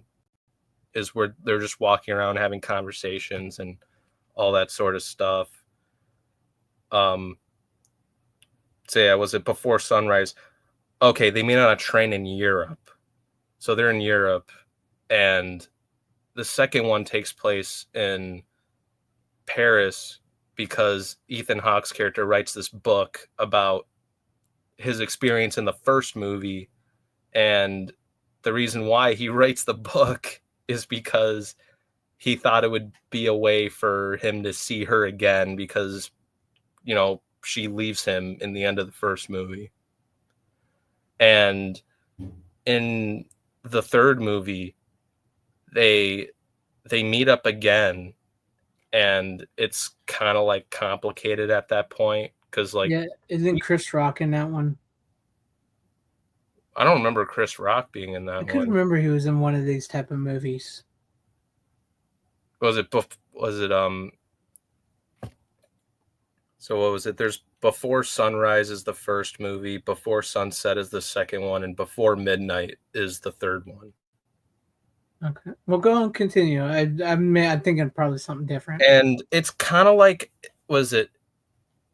and Linklater in these three movies, very similar to Boyhood, experiments with time, like time jumps and all that sort of stuff, where like the first movie, when you jump to the sequel, it's like, I forget, like 9-10 years after. And then Before Midnight, the third movie, is like another 9 to 10 years. And you're just seeing kind of like these two characters in their relationship, like progress through and all that type of stuff. And yeah. So yeah, it's very, very like slice of life stuff that he likes to do. No, I haven't seen those, so I can't Yeah, speak on them. I'm not sure if they're your kinds of movies, but they're very like what was he in that? I don't know, but I just that would be hilarious. I know That would be hilarious. I know Alex Jones is in one Linklater film. Might be Scanner Darkly. I don't remember him in that though. It's either that or Walk of Life or whatever. Let me look that up because I remember hearing that he was in one of his movies. Oh shit, he was in A Scanner Darkly. Oh, and Walking Life. He was in both movies. That is fucking funny. That's hilarious. Yeah, he did. I was gonna say, I remember he was at least in one of Linklater's films. Oh wait, I think I kind of remember his character in A Scanner Darkly now that I think about it. And it's based on a novel from Philip K. Dick. Yeah. Do you dream of electric fish? Yeah.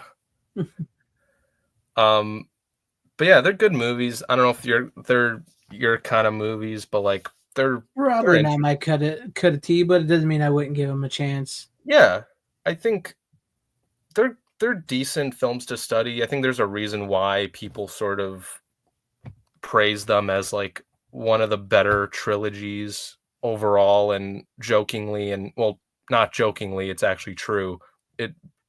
I think like Linklater calls it like the lowest grossing trilogy of all time because they just haven't done well box office wise, but it's got a fan base, and that's why they were able to do 2 more.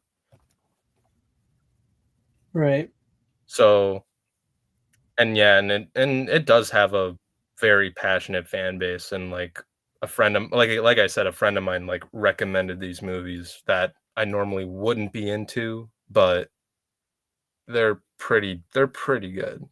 If you're a Linklater fan, I'd give it a chance. There you go. Oh, and was it School of Rock's also super good? Is that with the Jack Black? Yeah. I thought that was Mike White did that one. No, Linklater directed that. That's one of his more mainstream movies. Or is it Jack? Who's am I thinking of? Yeah, Mike White. Yeah, Mike White. He's in the movie, I think, with Jack Black. Yeah, but Linklater directed I did not know that. School of Rock. That was definitely one of his more like mainstream movies. Yeah, that's very mainstream movie. Like 90% of his other stuff is like, you know, indie Sundance type films. Well, all right, Runner. You caught us at the end of the show here and managed to take us to 3 hours. Yep. I'm what is it?